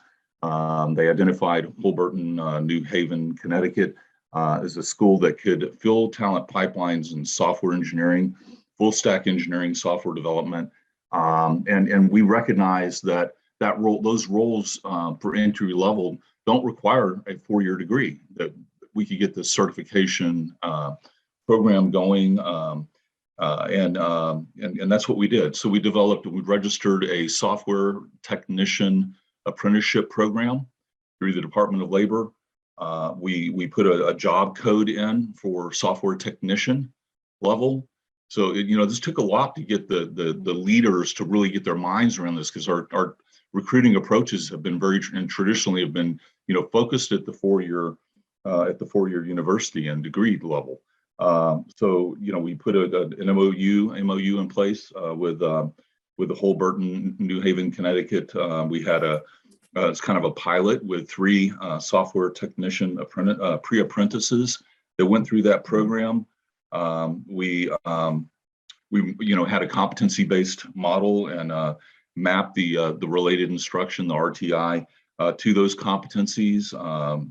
200 hours, about 160 hours of that was delivered by Holberton, and 40 hours were delivered by Lockheed Martin, combination with our in our engineering requirements, element specific acumen training. So we had, that sort of thing that we brought to the table with Holberton in this case, to really create a program that brought these pre-apprentices into our organization.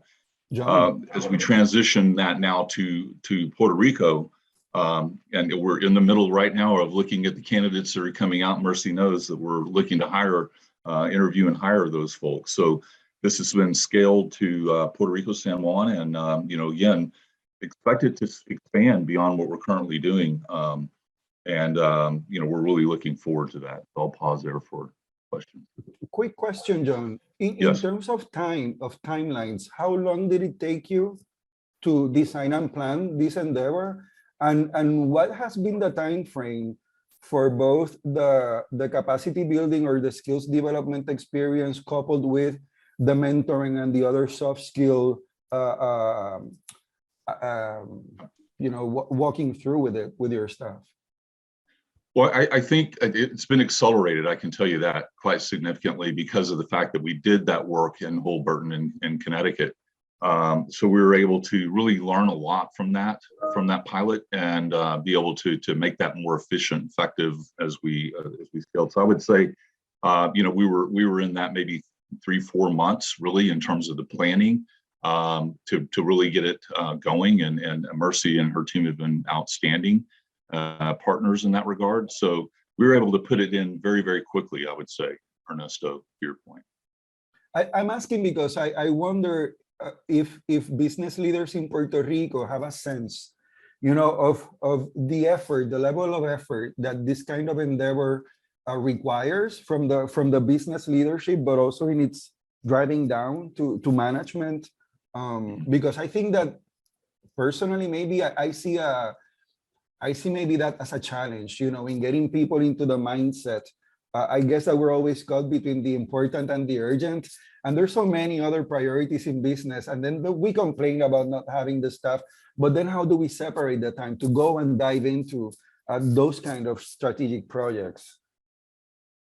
Yeah, we've had to, lift up success stories and get, feedback from supervisors that say, yes, this individual now is coming in without a degree from this program and is doing outstanding, successful. And we had to lift those things up, to change mindsets, to get people to see things differently. I think that is a critical thing, is getting our leaders, our managers, our hiring managers to think differently about the talent pool.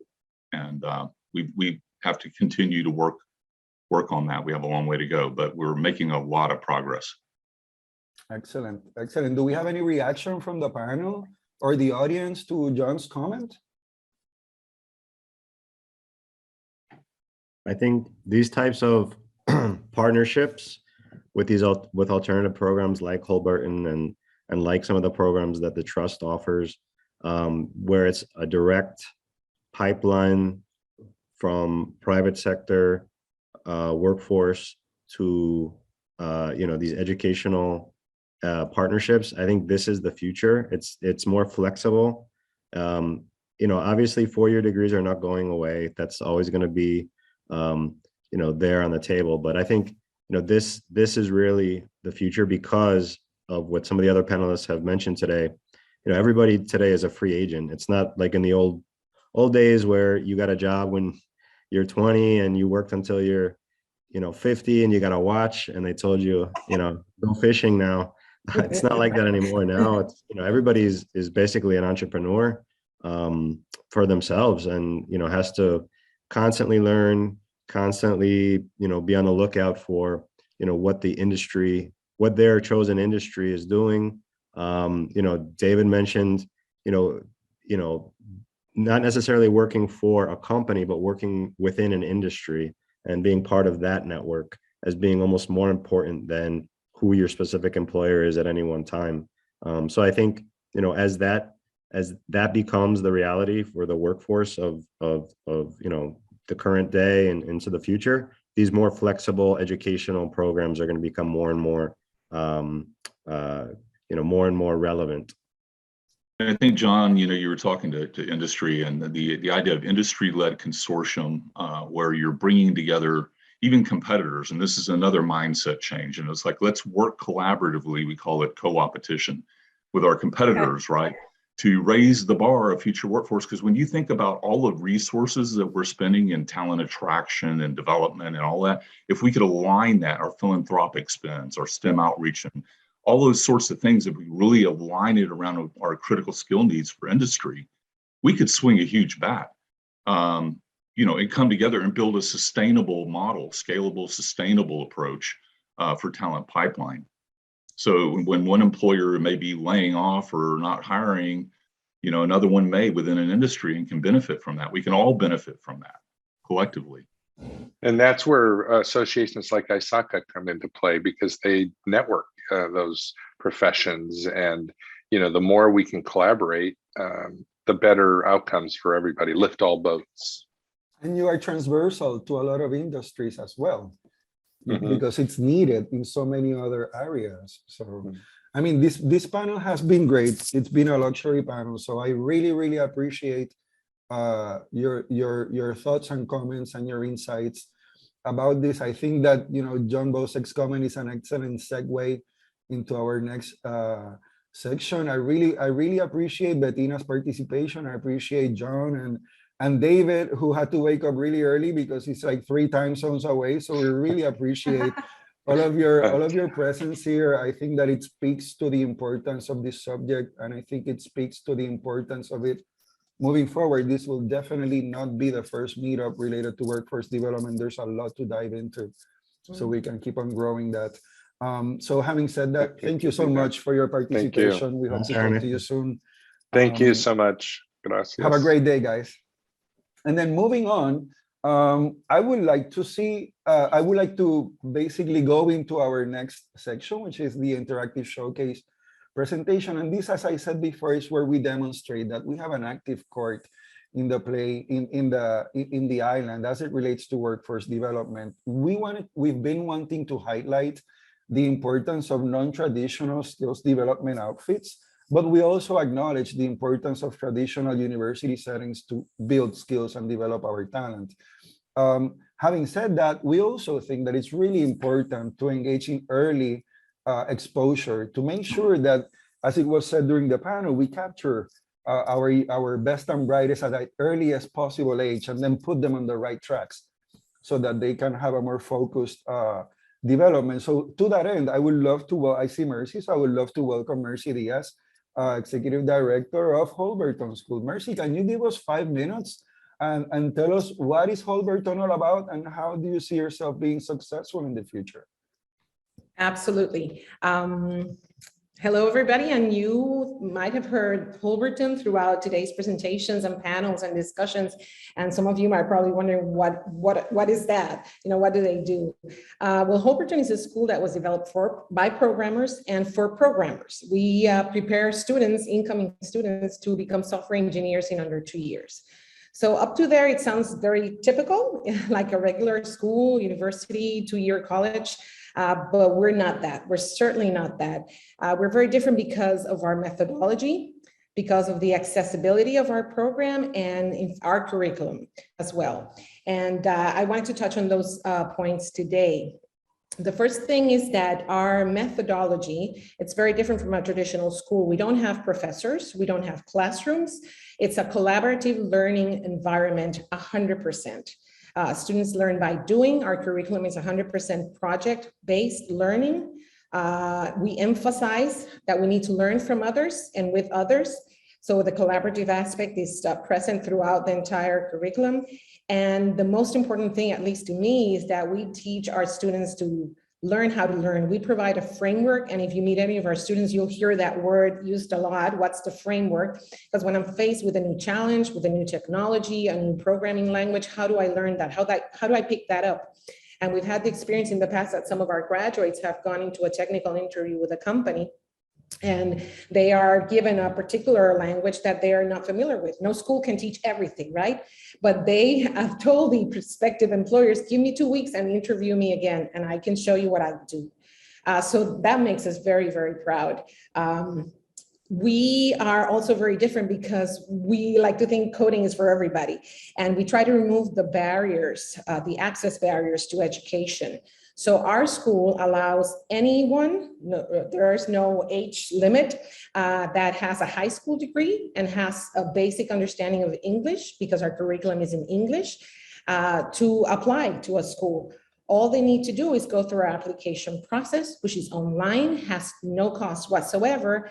And it doesn't really measure how much they know about programming already. We just want to see how they're willing to learn with what the resources they're giving, because the methodology is very similar to that, our methodology. So they'll go into the application process, they'll see resources, they'll have to read through them, they'll have to build a website, and we are evaluating throughout the process if they're going to be successful within Holberton, if they have what it takes to be successful here. The other thing is that's under 2 years, so it's relatively short. It's a full-time program so far, but we are just opening in May a new program called Professional Track that is a part-time program. We've had a lot of people approach us, I want to study, but I can't quit my job, my day job. So we're providing another alternative where they can come in the evenings and Saturdays, nocturnos y sabatinos, and they can complete their software engineering program in 3 years by studying part-time. So that increases the accessibility to our program. We provide 4 specializations. The first year is a foundations, and it's a very robust curriculum, so robust, in fact, that we have companies that are stealing our students when they finish their first year. They come in and they interview, and some of our students don't finish their specialization. They get to work right away because they're ready for it. But the ones that do stay, they can go into machine learning, they go into AR, VR. They can do a full stack specialization, or they go into low level and algorithms, which has a component, a blockchain component to that specialization for those students who are interested in that industry. We're all about collaboration every day at school between students, but also with the industry. So things like the partnership that we have going on with Lockheed Martin for apprenticeships, we like to replicate that as much as we can, because it helps us in 2 ways. It helps us retain the students throughout their specialization. The Lockheed Martin apprenticeship requires that students complete certain hours on the job and certain hours on campus. So our students have a way to stay and get experience and earn some money while they're finishing their studies. But we also like to do internships, and we had several companies approach us, and we're in the process of doing that. And we also want more students coming into to college. And since having to quit is probably one of the obstacles, we are also approaching companies that want to collaborate and want to provide scholarships for living expenses for our students while they are in our program. So I'm putting up there on the screen my email, our email for admissions, our telephone number. I hope you can all do a screenshot. Our next open house is on March 24th at 5 p.m. But if you want to talk to us before that, if you know someone who might be interested in joining the industry, and we're all about changing the face of technology, please ask them to come into our open house or just give us a call. So this is like an overview of Holberton, if you have any questions. Awesome. We're going to hold on the questions until the end of the showcase presentation, Mercy, so that we can give everyone a chance to present and see if we can get back in the agenda. I wonder if we have Brian Garcia from Terminal 34. Terminal 34 is another non-traditional outfit that is actually assisting the trust at present. Brian, welcome. Good morning. Can you talk to us about Terminal 34? Hi, good morning, for sure. Give me a second so I could put my little presentation really quickly. So good morning. As Ernesto said, I'm Brian Garcia, software engineer, founder of Terminal 34. Thanks for the opportunity. Warm intro from New York.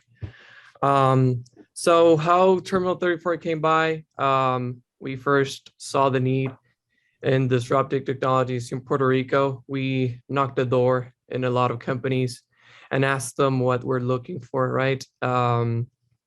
What we do is professional development, right? 3-month part-time courses, one-on-one mentorship, 1 hour per week, 3 hours for 12 classes. What we mostly do are non-technical through reskilling or upskilling students.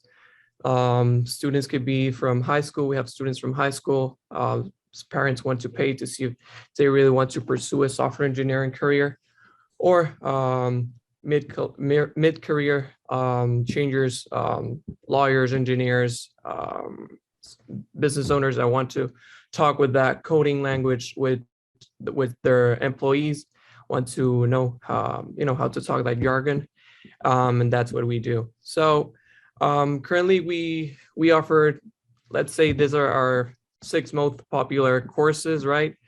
All our live courses given remotely. We have office in Bayamon, but our professors prefer remotely, right? Our cybersecurity course, it's aligned with a DoD 8140. So students can take that certification and get an employment in the Department of Homeland Security, Army, whatever. It's really good. Starting salary around $75,000 per year. Normal web development course, 3 hours, 12 weeks, HTML5, CSS3. Students, once they finish this course, they start working as a freelancer, developing websites. What we call our mini bootcamp, right? It's a programming with Python. It's a really intensive course, 3 months, 12 classes, 1 hour per week, where students learn from the most basic programming with Python, fundamentals, because that's the core what we teach, right? Fundamentals. We don't teach a programming language per se. Of course, it's Python, but our main focus is students get the programming fundamentals so they can explore other languages. They learn algorithm data structures and also testing and debugging. Web app development with React.js, of course, JavaScript. The future is what it's called progressive web apps. So we're working towards that. So students don't have to specifically build mobile apps. If not, they could build web browser-based apps. And our 2 new courses, and we're really proud of them. It's the blockchain programming. We're the first coding academy in the Caribbean to launch a blockchain programming course, and the first ones, we would say, in the world to teach it in Spanish, right? Because we teach all our courses in Spanish. And in the blockchain programming, well, they learn a lot. It's really intensive, and we're really happy to launch it in May. And the data science, well, the programming with blockchain programming and programming with Python have the prerequisite of programming with Python. And the data science, of course, they learn machine learning with TensorFlow, whatever comes with that. And it's really aligned with the industry. That's what all our curriculums work for. And yeah, we have payment plans available, loan options, and we also work with corporate partners to finance the course to students. So we have a free class of programming with Python free class on April 7th. It's live. So in case you know someone who would like to learn coding as a reskill, upskilling part-time, come and join us. That's the link. Scan the QR code. If you have any further questions, the curriculums of our courses are in our website. So you're more welcome to visit them. And if you have any questions, email us at info@terminal34. Thank you very much. Brian, very quickly, when we spoke at first, I was interested, or it was very interesting for me to see how Terminal 34 keeps up to date with their curriculum changes. So what is your criteria for precisely staying in pace? For sure. Well, we have corporate partners, right? And we're constantly looking at what their open positions or talking with them, right? Recruiters, not only in Puerto Rico, but around the world, to see what market trends are in place, right? Because we make our in-house curriculums. That's why we're able to do such a fast pace and provide such disruptive technologies, because we have that input of what the employments are looking to, bridging that gap between employers, universities, and we come in the middle. So there could be a collaborative space. Excellent. Thank you so much, Brian. I would like to talk to Anushka Ramos. Anushka is the Provost and VP for Academic Affairs in Sagrado. And while we have, spoken about a lot about non-traditional academic approaches or skills development approaches, it was very interesting when I spoke with Anushka, because they revamped their curriculum and they shifted the focus of it. And I thought that, you know, it's very interesting because it's another way in which the traditional university system is seeking to stay in pace with the shifting dynamics of the labor market, but also of the student audience as it registers into the university. Good morning, Anushka. Can you talk to us about a little bit about what Sagrado has been doing to that end? Hello, Ernesto. Good morning. Thank you for the invitation. I'm gonna share my screen. Yes.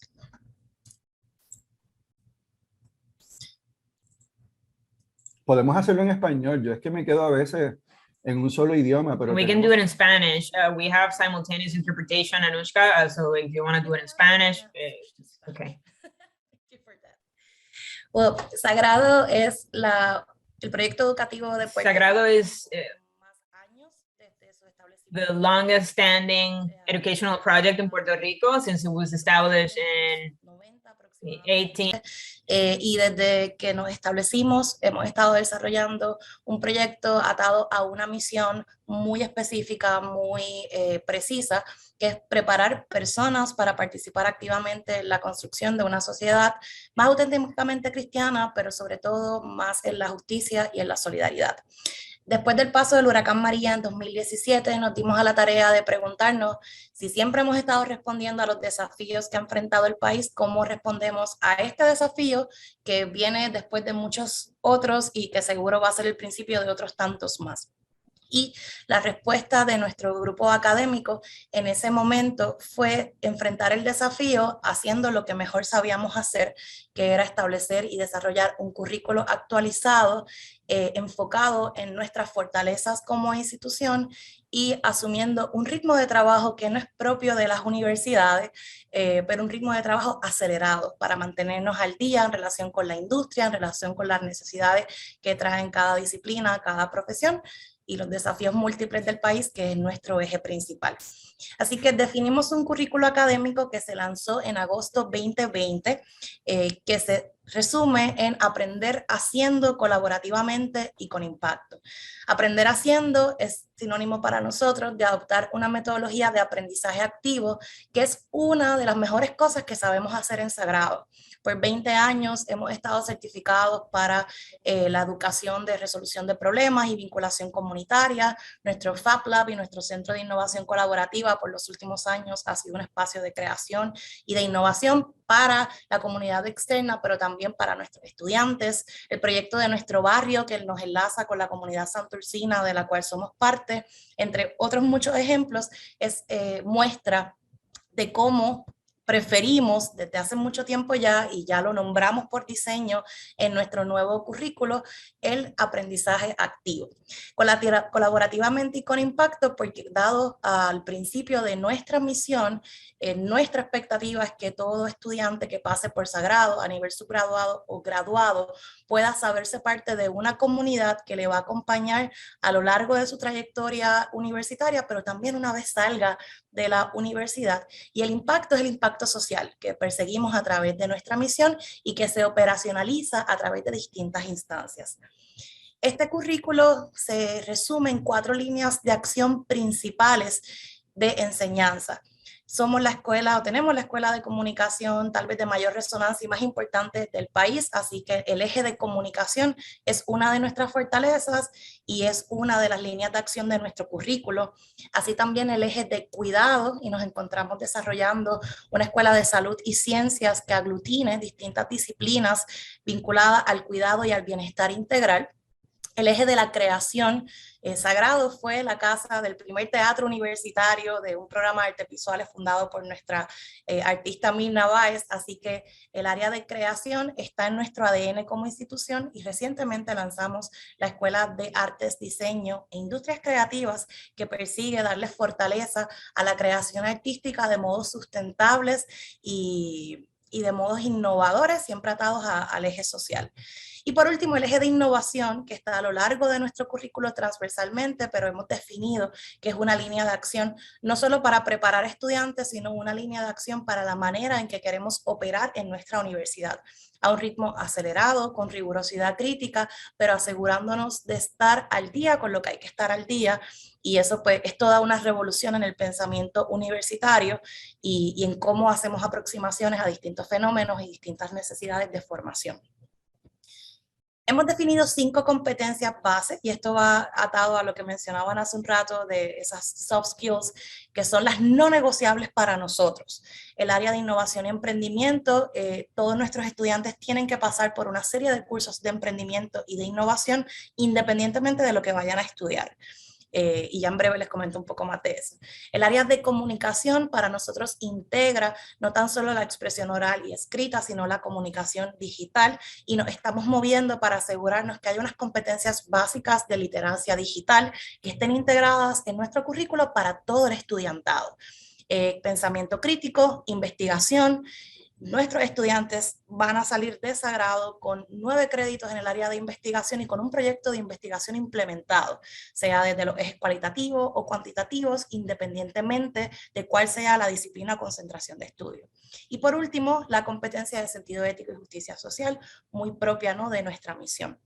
Estas competencias han provocado que en nuestro currículo nos alejemos de la enseñanza por disciplinas. Es decir, yo no enseño en Sagrado un curso de español porque sí, o un curso de inglés porque sí.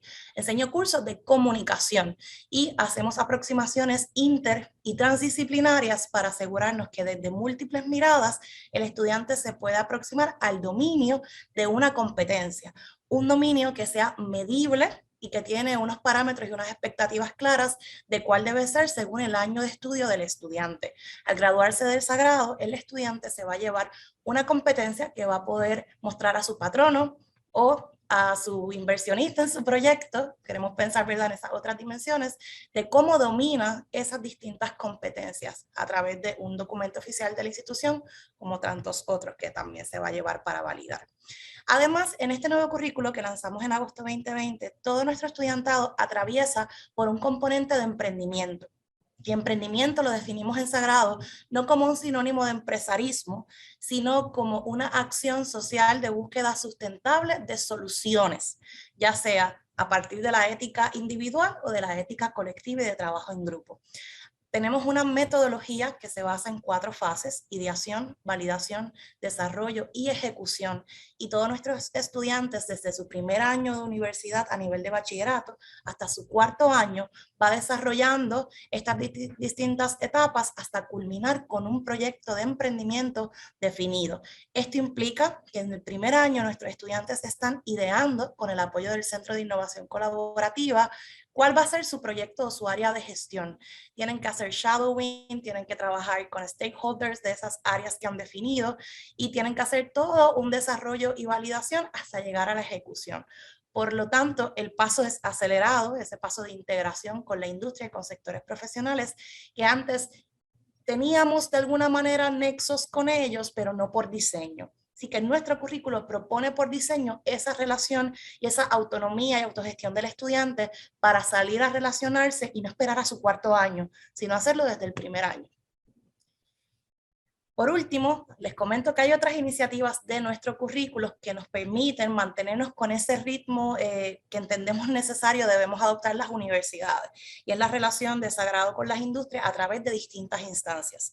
Los 4 ejes de acción que mencionaba se convierten en 4 escuelas académicas, y cada una de esas escuelas cuenta con un grupo de asesores de las distintas industrias que se desprenden de las diversas disciplinas para poder apoyar sistemáticamente las revisiones curriculares, los resultados del avalúo o simplemente qué es lo próximo que podemos anticipar y responder con nuestro ofrecimiento. Hemos creado un rol de líderes académicos por área. Esto ya lo estamos piloteando con la Escuela de Arte, Diseño e Industrias Creativas, y ese líder académico no es el académico tradicional. Es un líder que es académico, es investigador, es creador, pero también tiene relaciones con la industria que le permite ser el gatekeeper para nuestros estudiantes que puedan también relacionarse con esas industrias, esas experiencias profesionales que sean necesarias. Nuestro componente de asesoría académica, del acompañamiento a nuestros estudiantes por toda esta travesía no tradicional es un ejemplo que quiero compartirles que llamamos el Passport to Success. ¿Qué es el Passport to Success? Todos nuestros estudiantes están documentando desde primer año las experiencias formales, no formales, tradicionales y no tradicionales que van a sumar a su currículum vitae, a su resumen, a su portfolio que vaya a mostrar en cualquier momento que decida emprender rutas profesionales. A través de Sagrado Global, nuestra Escuela de Estudios Profesionales, también hemos estado reforzando esa manera de tal vez dar respuestas más rápidas con certificados profesionales a distintas disciplinas. Uno de ellos es el certificado profesional de Data Science, que estamos trabajando para articular también dentro del currículo general. Así que esa distancia que antes podía haber entre educación continua, educación formal, la estamos acortando y asegurándonos que hay integraciones posibles que en otro momento no se hubiesen pensado. Por último, en nuestro currículo académico, cada programa tiene una instancia de relación con Sagrado Careers, que es nuestro centro de profesionalización. Y Sagrado Careers tiene todo un equipo que se encarga de ayudar a los estudiantes desde su primer año a buscar esas experiencias profesionales desde distintas trincheras, digamos. Nos complace también compartir que somos la única universidad en Puerto Rico con un endowment de experiential sites del Departamento del Trabajo que puede ofrecer el Sagrado Co-op, que es el proyecto de Work Story que le permite al estudiante salir de Sagrado y buscar trabajos muy profesionales en distintas áreas con el beneficio de estudio y trabajo. Así que esa es una de las muchas iniciativas que hemos estado desarrollando para asegurarnos que por diseño en el currículo ofrecemos unas instancias que son necesarias, pertinentes y relevantes para el estudiantado y el workforce que le espera, pero también que hay espacio para esta deliberación e integración de otras experiencias que cada estudiante va a poder identificar en su individualidad y que va a poder documentar con nosotros. Así que esto es un poco de lo que estamos haciendo y sin duda a un ritmo no tradicional para universidades, pero entendemos que es el camino y el ritmo correcto y por ahí, bueno, seguiremos colaborando. Gracias. Excelente, excelente. Mil gracias, Anushka. Es que hay que apretar el paso. Así que me encanta ver cómo Sagrado se ha puesto las pilas y aprieta el paso, ¿verdad? Y esperemos que modelen eso para otras instituciones del patio igualmente, ¿no? Gracias, Anushka. Last but not least, I want to introduce a Jay Barrot. Por último, pero no menos importante, tenemos a Jay Barrot de ISACA. ¿Puedes hablar un poco sobre la intervención de ISACA en Puerto Rico? Bienvenido, Jay. ¿Cómo estás? Buenos días. Estoy bien, Ernesto. Gracias por la invitación. No sé si puedo seguir la presentación de Spanish, so apologies. It's all good. We got translation available. Don't worry. Wonderful, wonderful. And thanks for having me. And I will walk everyone through what's kind of formulating our academic and workforce strategy and how we're working together on the island. Okay. Give me one moment. Okay.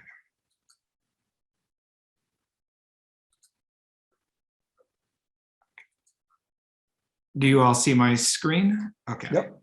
All right, perfect. I'll fly through this piece because I think everyone's had the opportunity to learn about ISACA. But again, we're a global association with over 150,000 members around the world and over 500,000 engaged professionals with 224 chapters in 188 countries. I won't read the stuff to the right, but we specialize in information technologies, certification industry. And here, just to really represent, we truly are a global community, and we really take a great deal of pride in that. This is kind of where our representation around the world and where our overall membership base resides. And I think David touched on this as well when he was talking, but we're a global learning association, but we take the role of learning really important, and so do our chapter members around the world. So we stay really active in the local communities to which we serve. And we want to ensure we're not only doing, there's obviously the technical skills, but there's the softer side of things. So we ensure that in our local communities where we have our chapters, we stay engaged from an environmental, children and youth, and a civic and community perspective.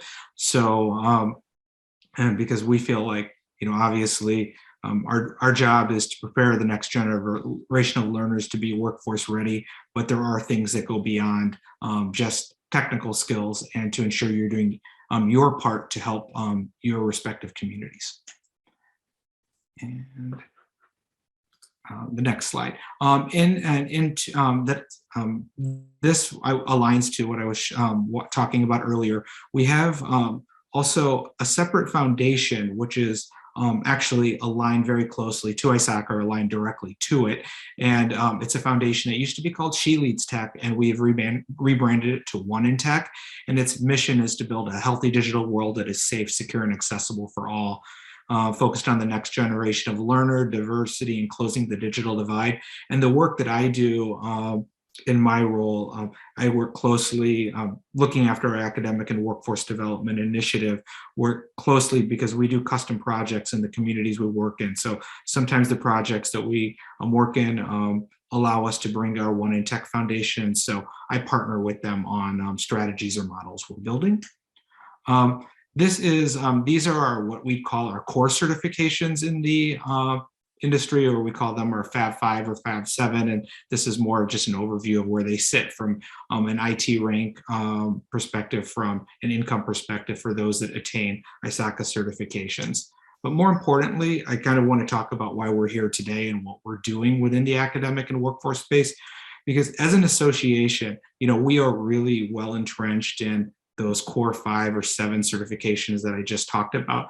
But as we recognize kind of the changing forces that are impacting the future of work, we obviously know that we talked a lot today about the widening skills gap that exists between the needs of workforce and the need for what the workforce is requiring for the general global population to be workforce ready. So I kind of came on board with I've spent the last 18, 20 years in the academic market, and kind of our approach to getting after the next generation of learner.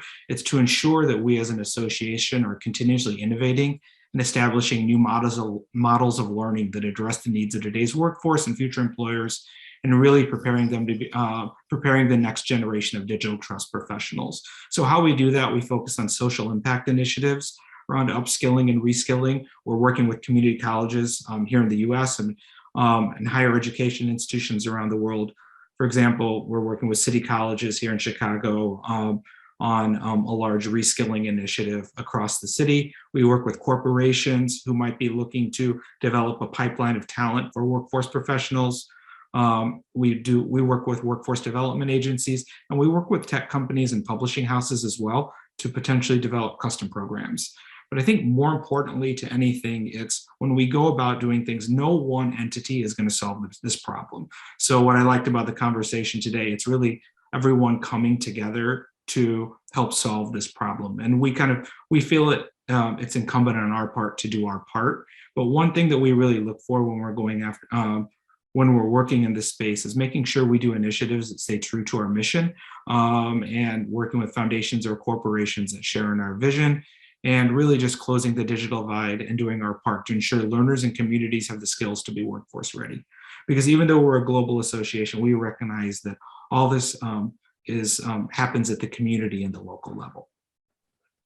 And I won't talk much here, but these are and this was, I think, what we talked a lot about today, the market trends formulating our strategy. And these were all the things we talked about. Labor markets are under strain, talents underutilized, skills and jobs not matching. So kind of our partner model overview. I would say it's, we work with community colleges and continuing ed programs to also working with Puerto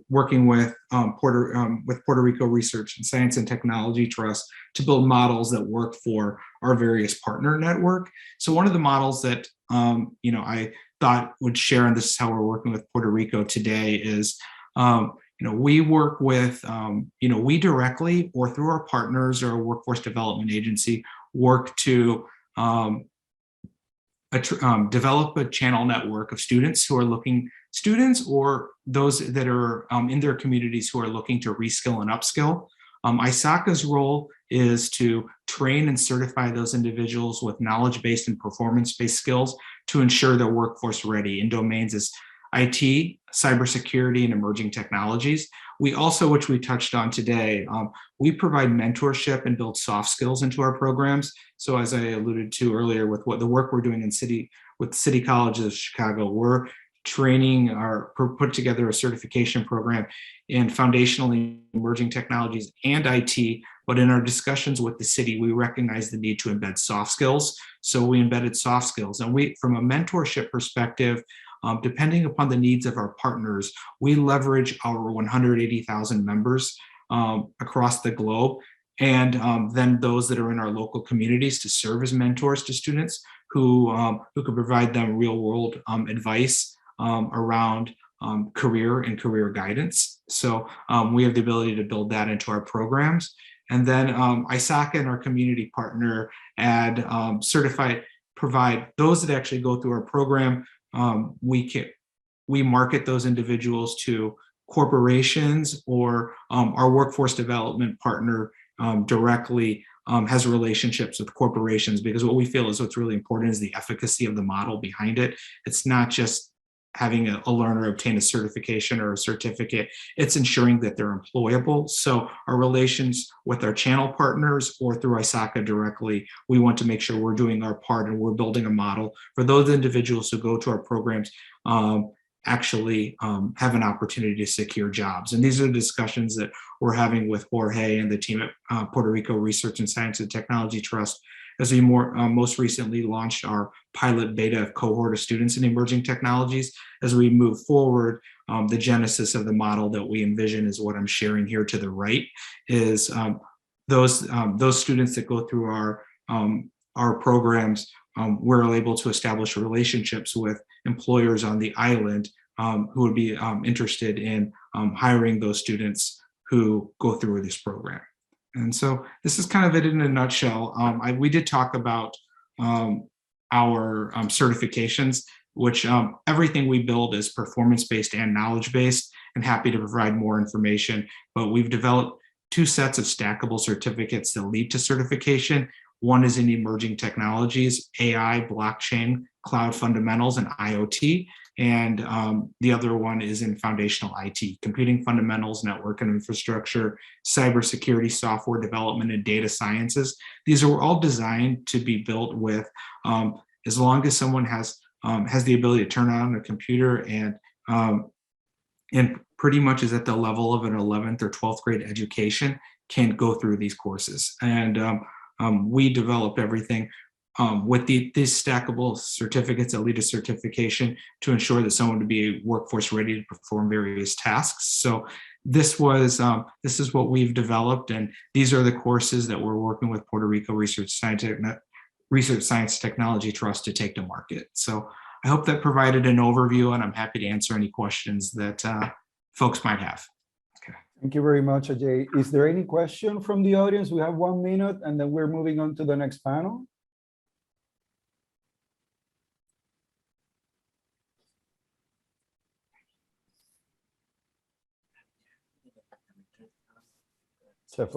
So Ernesto, this is Antonio. I had a quick question for Mercy. Do you have any teenagers that have done your program? Well, yes, let's stay in English. The average age of our students is 26 years old. About half of them have had some kind of contact with academia, with the university. They may have not finished their degrees. They ended up here. But we do have students who recently graduated from high school. And in fact, we have one student who is a homeschooler, and he's not 17 years old yet. He finished his equivalency test, high school equivalency test on his own, and he joined Holberton. So he's very, very young, but he's doing well here. So is it a requirement to have a high school equivalent? Yes, if you have to be a high school graduate or have an equivalency test that you have passed. You can be a homeschooler and show evidence that you've done the work. We're very flexible when it comes to that. We just want to make sure that you're ready with the basics so that you can be successful here at Holberton. Okay, thank you. If there are no other questions, I wanted to add something because I think there might be some questions. I included in my presentation that there's no upfront payment. So I get a lot of questions about that. And the thing is that at Holberton, students do not pay 1 cent while they're studying. They don't have to do any upfront payment. Once they finish Holberton and once they get their first job, at a minimum threshold of earnings, then they start paying back a percentage. It's an income share agreement. So it's a way of letting our students know that we're vested in their success. We don't require any payments until they get a job and they earn a certain level amount of money. And I can very proudly say that all of our students have found jobs within the first 30 to 40 days after finishing, and that the average salary for our students is $61,000. So we're very confident that they're going to pay us back. Excellent. Thank you so much, Mercy. I mean, this is important for us to demonstrate that we have, very capable resources on island willing to take on the challenge of, in this case, developing a workforce development pipeline. So I really appreciate all of your participation here. I want to remind you that, after the meetup, we always create a report, an event report, where we share the mailing list of the people who were here. We share the presentations. We also share with you the audience feedback and the highlights of the discussion. So be on the lookout. A couple of weeks after the event, we should be publishing that. Moving on, I would like to introduce our next and final panel for this event this morning. This interactive discussion panel is on how do we develop that agile workforce development pipeline. And for that discussion, I am very pleased to introduce Elisa Pacheco. Elisa is the president. Voy a hacerlo en español. Es que se me confunde por este. We're going to switch over to Spanish. The speaker is at least. So welcome to Elisa Pacheco. She is the president of the Society for Human Resources Management. And we also have the president of the Puerto Rico Biotechnology Industry Association, Travia. We also have the Puerto Rico IT Cluster, Antonio Sosa Pascual, and we have Mr. Jaime Pla, the CEO of the Association of Hospitals in Puerto Rico. So welcome to everybody to this panel. And I would like to begin with Elisa and the intention of having groups or guilds in our country to develop workforce development. Mainly, I wanted to begin talking with Elisa because she groups the human resources component in Puerto Rico that is in charge of recruitment, developing talent, etc., etc. And it was very enriching. And I'm interested in exploring how we can stimulate, or, since we were talking about the brain drain in Puerto Rico in our industries, how can we promote and strengthen relations between employers and employees? How can we attend this issue of the concerns or the issues that employers might run into when it comes to recruitment, training, the job descriptions that are in constant flux and evolution? How can we make sure that we are attending these challenges and meeting them? To me, this is a work culture topic in Puerto Rico, where we should transition, as John Gustafson was saying previously, from competition to competency. And it's not so much about competition, but again, competitivity. And so we would like to hear your comments regarding this, Elisa. Yes, good morning. Thank you, Ernesto, and thanks to everybody who has been speaking during this excellent meeting. As it was mentioned, my name is Elisa Pacheco, and I work with Puerto Rico Human Resources Managers. We have a lot of joy to be here speaking today, because I think that we're all very aligned what we've been discussing and the values my organization has for creativity, innovation. And I was just wondering if I could share some slides. Yes, go ahead, share your screen but we're a bit tight on time is the only thing. Yes, we'll make it short and sweet to respect everybody's time. Definitely developing this pipeline that Ernesto mentioned requires us to balance our responsibilities as professionals, specifically in human resources, but this applies to leaders all in every industry. So this is relevant to all of you. Human resources, it is maybe limited to that, but the implementation of this will be in the hands of everybody in the organization.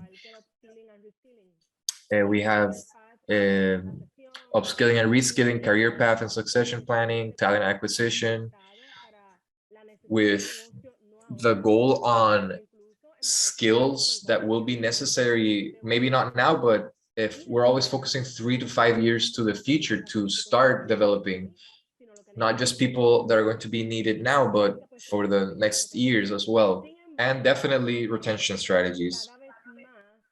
But nonetheless, the market requires us to move away from an internal perspective and to instead have an external perspective that allows us to complement these strategies in our work team.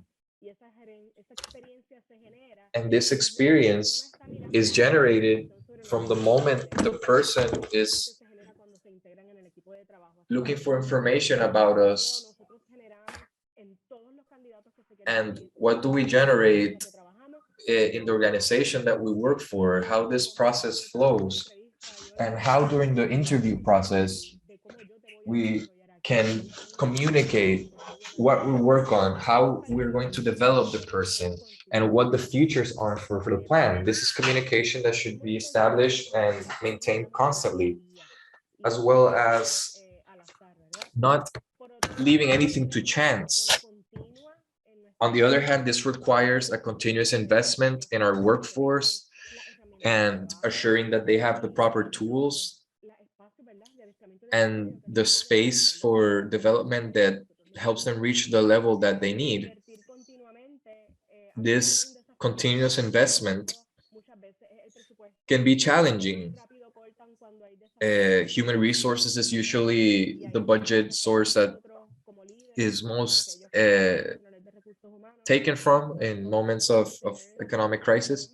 And so it's up to us to justify our role to ensure this in these spaces.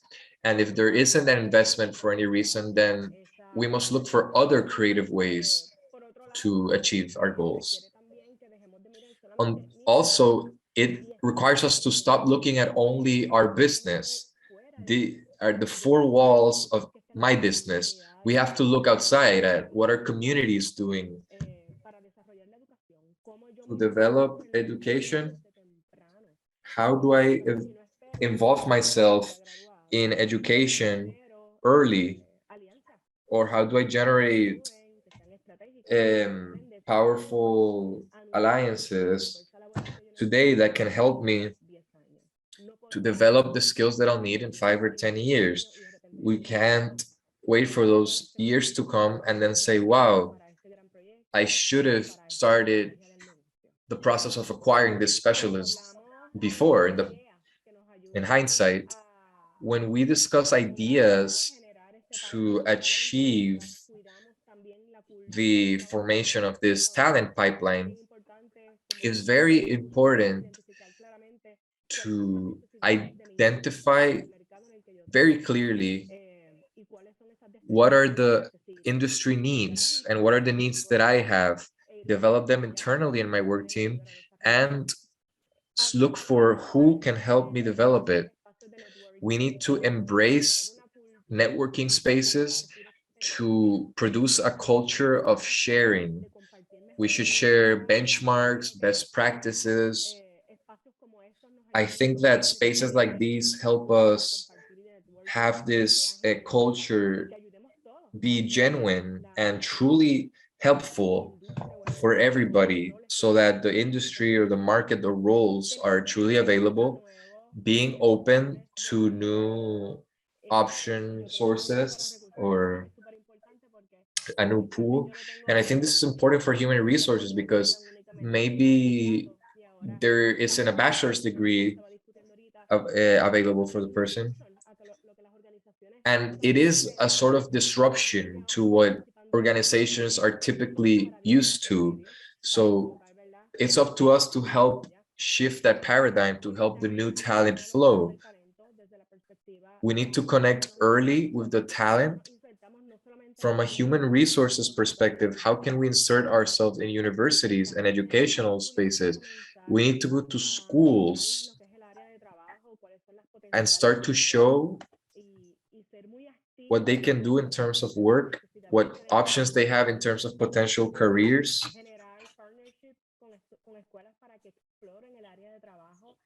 Generate partnerships that are aligned.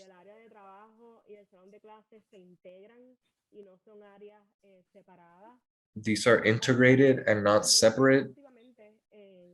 Other than involving ourselves in community initiatives that help us boost the development of this talent to have a competitiveness that Ernesto was mentioning. There is no time to wait for the right talent to arrive. We need to look for it, generate it, and these efforts have to be thank you, Elisa. I wonder if the panel has a comment for Alicia. Jaime, Antonio, Sol. Good morning. I think she's done an excellent presentation, and there are many challenges, I think, in the workforce area, specifically in the health area, which is requires specific competencies. There are many important challenges, and I think that the human resource area will be vital to be able to develop what we need in the future in the health industry. Anyone else? Saludos, buenos días. Ay, me encantó la presentación. I loved all the presentations, but Elisa touched on a very specific point in terms of what we are living in the industry, in the technology industry. Because the people we were looking for 17 years ago when I came in is very different to what we're looking for today. It's another type of professional, a more integral and holistic professional with other competencies, and developing them from early stages, as Elisa said, is part of that transition. And in my case, in the technology area, we see it now as part of the culture. Not like me when I started, it was more in a cascade way with very marked barriers. But I think that in the case of in the biotechnology sector, we have very interesting agreements with our work teams and human resources, right? It doesn't happen, human resources for us has a different role beyond being in the business as a department. They are part of our day-to-day operations, and as managers, we prepare for that, and that's very important. So all my respects. Yes, and definitely, I think that human resources stops being an administrative unit to become a strategic unit,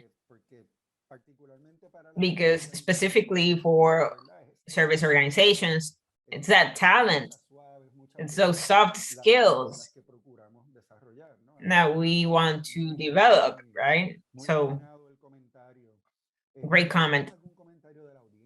And do we have any comment from the audience? I have one, if I may add something, since we have all these human resources professionals here. And Elisa mentioned in terms of contacting the students earlier on, and I'm sure I speak for the other education organizations here, but we open the doors to the industry so that our students benefit from having contacts, whether in workshops, conferences. We call them fireside chats about careers, etc. So I'm sure we are all open for you to knock on our doors and tell us how we can collaborate. For us, it's very valuable to give students a perspective from the point of view of the industry. Excellent. Anushka, you raised your hand. You can unmute yourself. Yes, I wanted to add to what Elisa said, an important context for educational institutions, which is the issue of diversity within the workforce. We see an increase in the student number, and we're going to see people with disabilities and need more affirmative action in accessibility, in terms of technology, in terms of architecture, programs, and also considering that we are in a country where the majority of people are women with high poverty levels, and those determinants have an effect in who we're receiving in educational institutions and in the workspaces. So every day we need to be more aware of how we strategically prepare for that human diversity. One size does not fit all.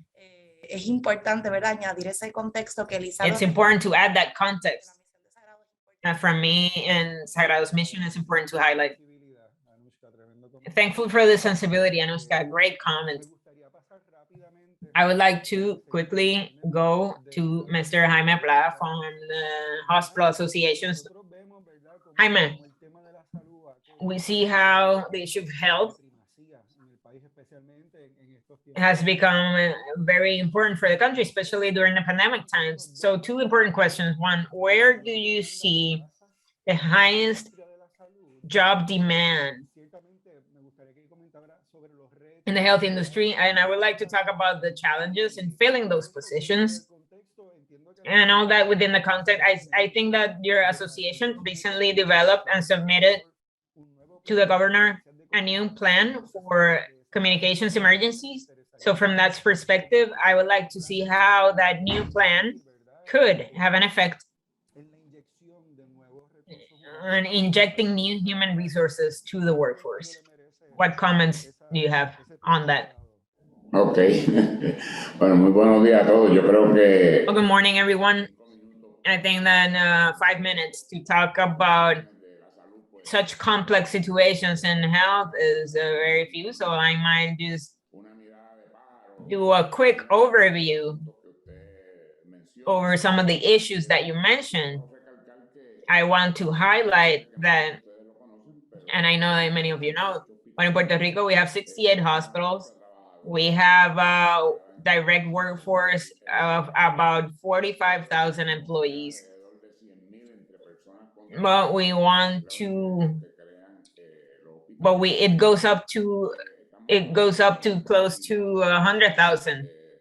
So we're talking about an important amount of people that requires a great amount of interaction in order to have everything that you need in a hospital. And in reality, we look at them as small cities.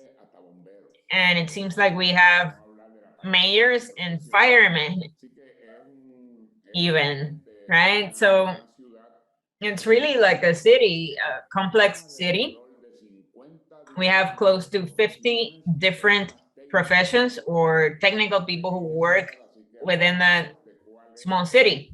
So sometimes talking about the staff or workforce challenges, every area has challenges. If you saw the New York Times today, it says that close to 700,000 people are reintegrating to work in the United States, and that has to do with the pandemic. Same thing here, right? All those challenges from the pandemic attacked us, but always we see mainly nursing positions, medical technologists, respiratory system therapists, OR, operating room professionals, and physicians. Those are all positions that we see, many of them have different reasons. For example, if you talk about nursing and you're talking about in terms of the pandemic, well, 2 years is a long time for one to get tired, and that it creates a need to do something different, right? Getting dressed up as an astronaut every day is not exactly what we were expecting. So in that sense, a lot of nurses wanted to take a break. Others have looked to move to other work opportunities that present with less danger. And those are some of the challenges in the nursing area. Also, pharmaceutical, licensed pharmaceutical in Puerto Rico. We need 900 people, and we need close to 900 pharmacists, and only about 45 a year pass the bar exam. So in the next 20 years, we're not gonna, if we keep the pace, we're not gonna get there. So these are some important challenges on an operational level, right? Because I think that we have to understand the operational level of hospitals. I believe that doctors are, that's become a concern for us, especially emergency specialists. Many of them have left for the United States, and that represents a challenge in emergency rooms, which are areas that provide income for the hospital, a very important area. So these are some of the professionals we see facing more challenges. But I can say that we have difficulty in getting cleaning technicians. So it's not just the first line professionals. And I think one of the most important challenges when you look at them, we all think about salary, and salary is greatly important. But we need to understand that the median income of health professionals in hospital is $37,000. A little bit better than the other industries, with the exception of pharmaceutical companies. But in the US, they are starting at 78,000. It's a huge difference. And this is our competition. They're taking our people away. And I always tell everyone, well, be careful where you go, because if you go to New York, 78,000 become less than the 37 that you earn here. But that's an experience that they get when they get there, not before. But I think that we have a situation, especially with the more specialized positions, for example, nurses, where there are many nurses graduating, but the practical level is still not there. And hospitals need to do very important work in developing them practically, because they were only on an academic level, because there haven't been many practice positions. And there are many universities in Puerto Rico today that are graduating different health professionals who need a practical level, not just the academic level. And that's why, as an example, in many occasions, the older doctors in our structures say, I like graduate nurses better, but they lived in hospitals. These nurses would live in hospital, and in the 4 years, they had an immersion in the practice, in the bedside care. They would develop that immediately, and that's not the case today.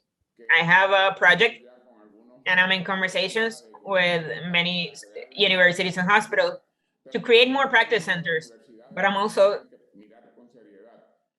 asking universities to look at the fact that the students that are in the health area, that can be an 8 to 5. It's the hospital is open 24/7, so they need to be prepared for that. You can have a 7 to 3 shift. It can be 3 to 11, 11 to 7. Variadas e importantes. Así que son cosas que estamos discutiendo con todos ellos, ¿verdad? Yo sé que me dieron 5 minutos y por otro lado yo ahorita me tengo que ir, pero yo creo que una de las cosas que estamos haciendo en la universidad es tratando de reforzar los CEMAR. Los CEMAR son los centros médicos académicos y esos bregan con todo lo que tiene que ver con la parte médica de las residencias. Miren, en Puerto Rico graduamos suficientes médicos. Se gradúan aproximadamente 400 médicos, pero no tenemos ni plazas de internados suficientes, que es el año que tienen de experiencia, y tampoco tenemos suficientes plazas para residencias. Por lo tanto, se tienen que ir a Estados Unidos y entonces los perdimos ahí. Y recobrarlos nuevamente, sucio, difícil, como diríamos, ¿verdad? Así que estamos tratando de reforzar los CEMAR para crear mejores salarios para esos muchachos en residencia, para crearle más puestos de residencia, para que la experiencia sea más rica y más importante, porque una de las cosas que tenemos que mirar es que en las residencias tiene que haber una experiencia de carácter práctico nuevamente. Y los médicos son de los más que tienen el nivel práctico, porque ya en su segundo año de universidad empiezan a entrar a los hospitales y a los centros de servicio, ¿verdad?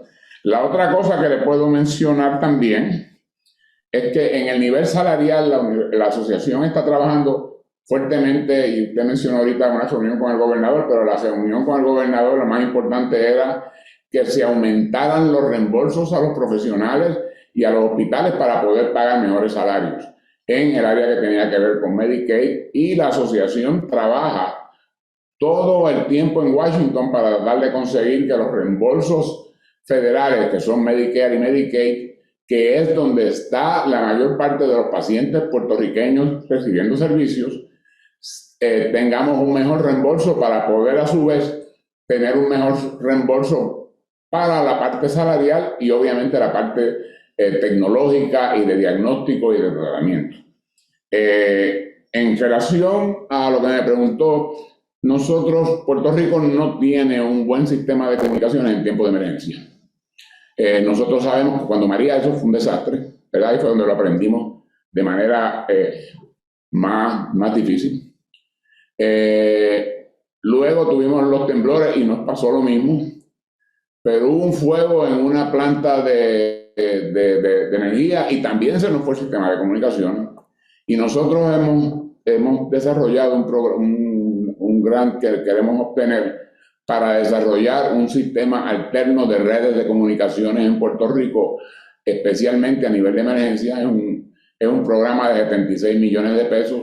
Ya lo pasamos por HOT y HOT estuvo de acuerdo con los dineros que ellos tienen, y estamos ahora con el Departamento de la Vivienda tratando de lograr que esos chavos que están ahí parados fluyan.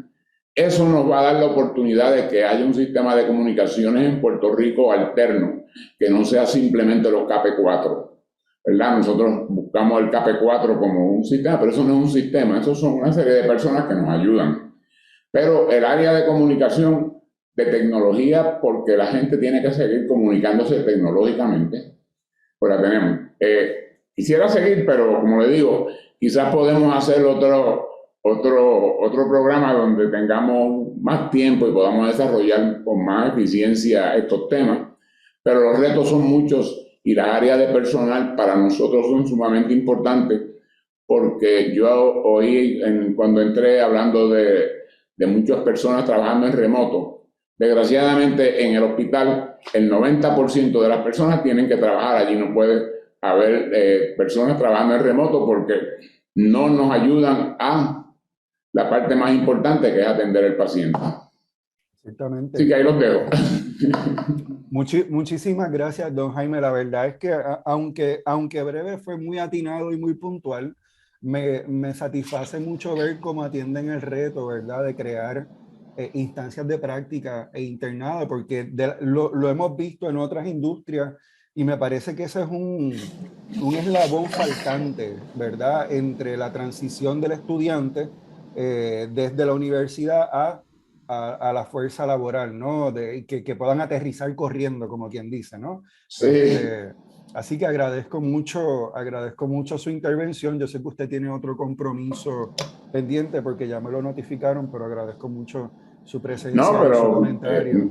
me quedan 3 minutos por ahí. Si hay alguna pregunta, con mucho gusto. Vamos a ver si tenemos alguna reacción del panel o del público a la ponencia del señor Jaime Pla, por favor. Yo tengo una pregunta en cuanto al manejo de data y todo lo que son sistemas de datos electrónicos a través de los hospitales y del ecosistema de salud en Puerto Rico. ¿Alguna iniciativa ha notado la necesidad de profesionales en esa área o hay alguna iniciativa para fortalecer esa área en la industria de hospitales? Hay una gran necesidad. No hay una iniciativa específica. Esto ha sido como algo que fue cayendo poco a poco y de momento ahora tenemos una gran necesidad de ese tipo de personal en muchas áreas. Ustedes saben que una de las áreas que nosotros tenemos mucho interés es en desarrollar el sistema de récord médico electrónico y que sea interactivo entre todos los profesionales. Y eso ha sido un reto mayor, ¿verdad? Ahora mismo el gobierno federal está empujando a la interconectividad de todo el mundo, pero no es fácil y sabemos que las ayudas que nos puedan dar personal especializado en esta área es sumamente importante y probablemente hay muchos puestos disponibles. Y déjenme decirle que miramos al hospital, pero podemos estar hablando de CDT, podemos estar hablando de 330, podemos estar hablando de centro de diálisis. Iba a hablar un poquito de cybersecurity, pero uno de los retos que nosotros tenemos con nuestro personal es que entiendan la problemática de cybersecurity, porque el 100% de todos los equipos que nosotros tenemos en el hospital son susceptibles al hacker. Y que ellos lo entiendan cómo atenderlo y tener personal nuestro que nos ayude. Así que empezamos por ese sistema bien básico. Así que sí lo necesitamos. Así que si hay oportunidad de crear alguna persona, un programa de Health IT, eso sería espectacular. Yo creo que esa es una buena nota para nuestro compañero Jorge Valentine, porque me consta que en el programa de PR Ready hay un renglón de IT, pero hay otro renglón también de Public Health Worker. Entonces hay un tema de convergencia, ¿verdad? Donde como mencionábamos ahorita, ese tema de ciberseguridad es transversal a una variedad de industrias, ¿no? Yo creo que en la medida en que todas las empresas ahora son tecnológicas, todas las empresas tienen una nueva obligación, ¿verdad? De proteger sus activos digitales, su privacidad y confidencialidad, lo que mencionaba David ahorita, ¿verdad? Del tema del digital security, ¿no? Del digital trust, ¿no? Entonces, en ese sentido, pues yo creo que sí hay una necesidad, como dicen en inglés, across the board, ¿verdad? A lo largo y a lo ancho de las industrias de fortalecer ese espacio, ese grupo de trabajo tecnológico, ¿no? Pues quiero decirle que acá entre nosotros, ¿verdad? Esto es un dato que ustedes no deben decirlo para adelante, pero yo creo que aquí ya se han pagado en el área de la salud más de $10 millones en rescate. Oh, wow. Son mucho dinero. ¿De ataques cibernéticos usted menciona? De ataques, de hackers, de robo, de cerrar el sistema y a menos que no me paguen, no te abro el sistema nuevamente. Increíble. Nosotros en el último keynote de ciberseguridad hablábamos de cómo inclusive toda esta relación está cambiando la industria de los seguros, porque ahora la póliza suya de General Liability le va a hacer unas cuantas preguntitas de cómo usted atiende y protege sus sistemas de tecnología para evitar ser víctima de un ciberataque, ¿verdad? O de un hackeo, etcétera, etcétera. Así que podemos ver o podemos ya prever, ¿verdad? Efectos futuros de cómo nos tenemos que preparar en presupuesto, en operaciones, en empleomanía, ¿verdad? Para atender ese tema de confianza o seguridad digital. Así que eso es esencial, es esencial. Les voy a dar nosotros vamos a tener un seminario, workshop de IT y cybersecurity. Traemos una persona de Estados Unidos que trabaja con el FBI que va a estar con nosotros. Así que el que quiera ir al seminario se comunica con nosotros y con mucho gusto le damos la información para que pueda asistir. Si Nitsandra me comparte la invitación, yo puedo asegurarme de que la distribuimos al grupo de personas que están en el evento y así por lo menos lo hacemos disponible para que tengan mayor audiencia. Ah, pues chévere, gracias.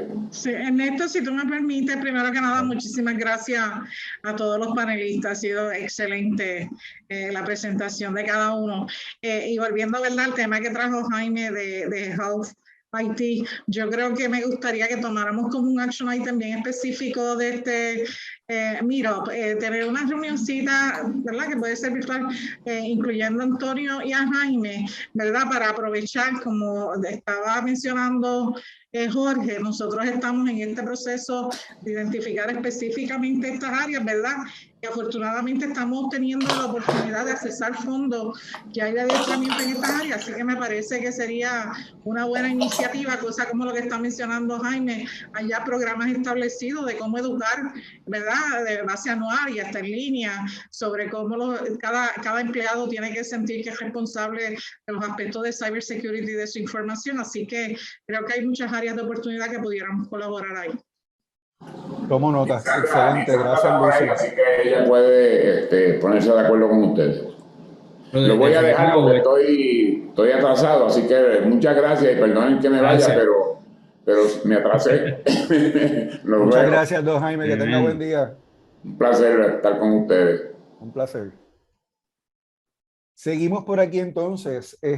Me gustaría presentar a Antonio Sosa Pascual. Antonio está vinculado al liderato del Puerto Rico IT Cluster desde hace algún tiempo y desde esa perspectiva, ¿verdad?, atendiendo el tema tecnológico y dándole continuidad a la presentación de don Jaime Pla, me ocupa ver entonces dónde es que el IT Cluster ve esos puestos en mayor demanda y cómo estamos entonces desde la organización que lideras, Antonio, cómo estamos promoviendo ese empleabilidad y la autoempleabilidad, ¿verdad? Porque todo esto, si bien permite, si bien el reskilling y el upskilling permite mayor empleabilidad, también abre los espacios para la creación de pequeñas empresas, ¿verdad?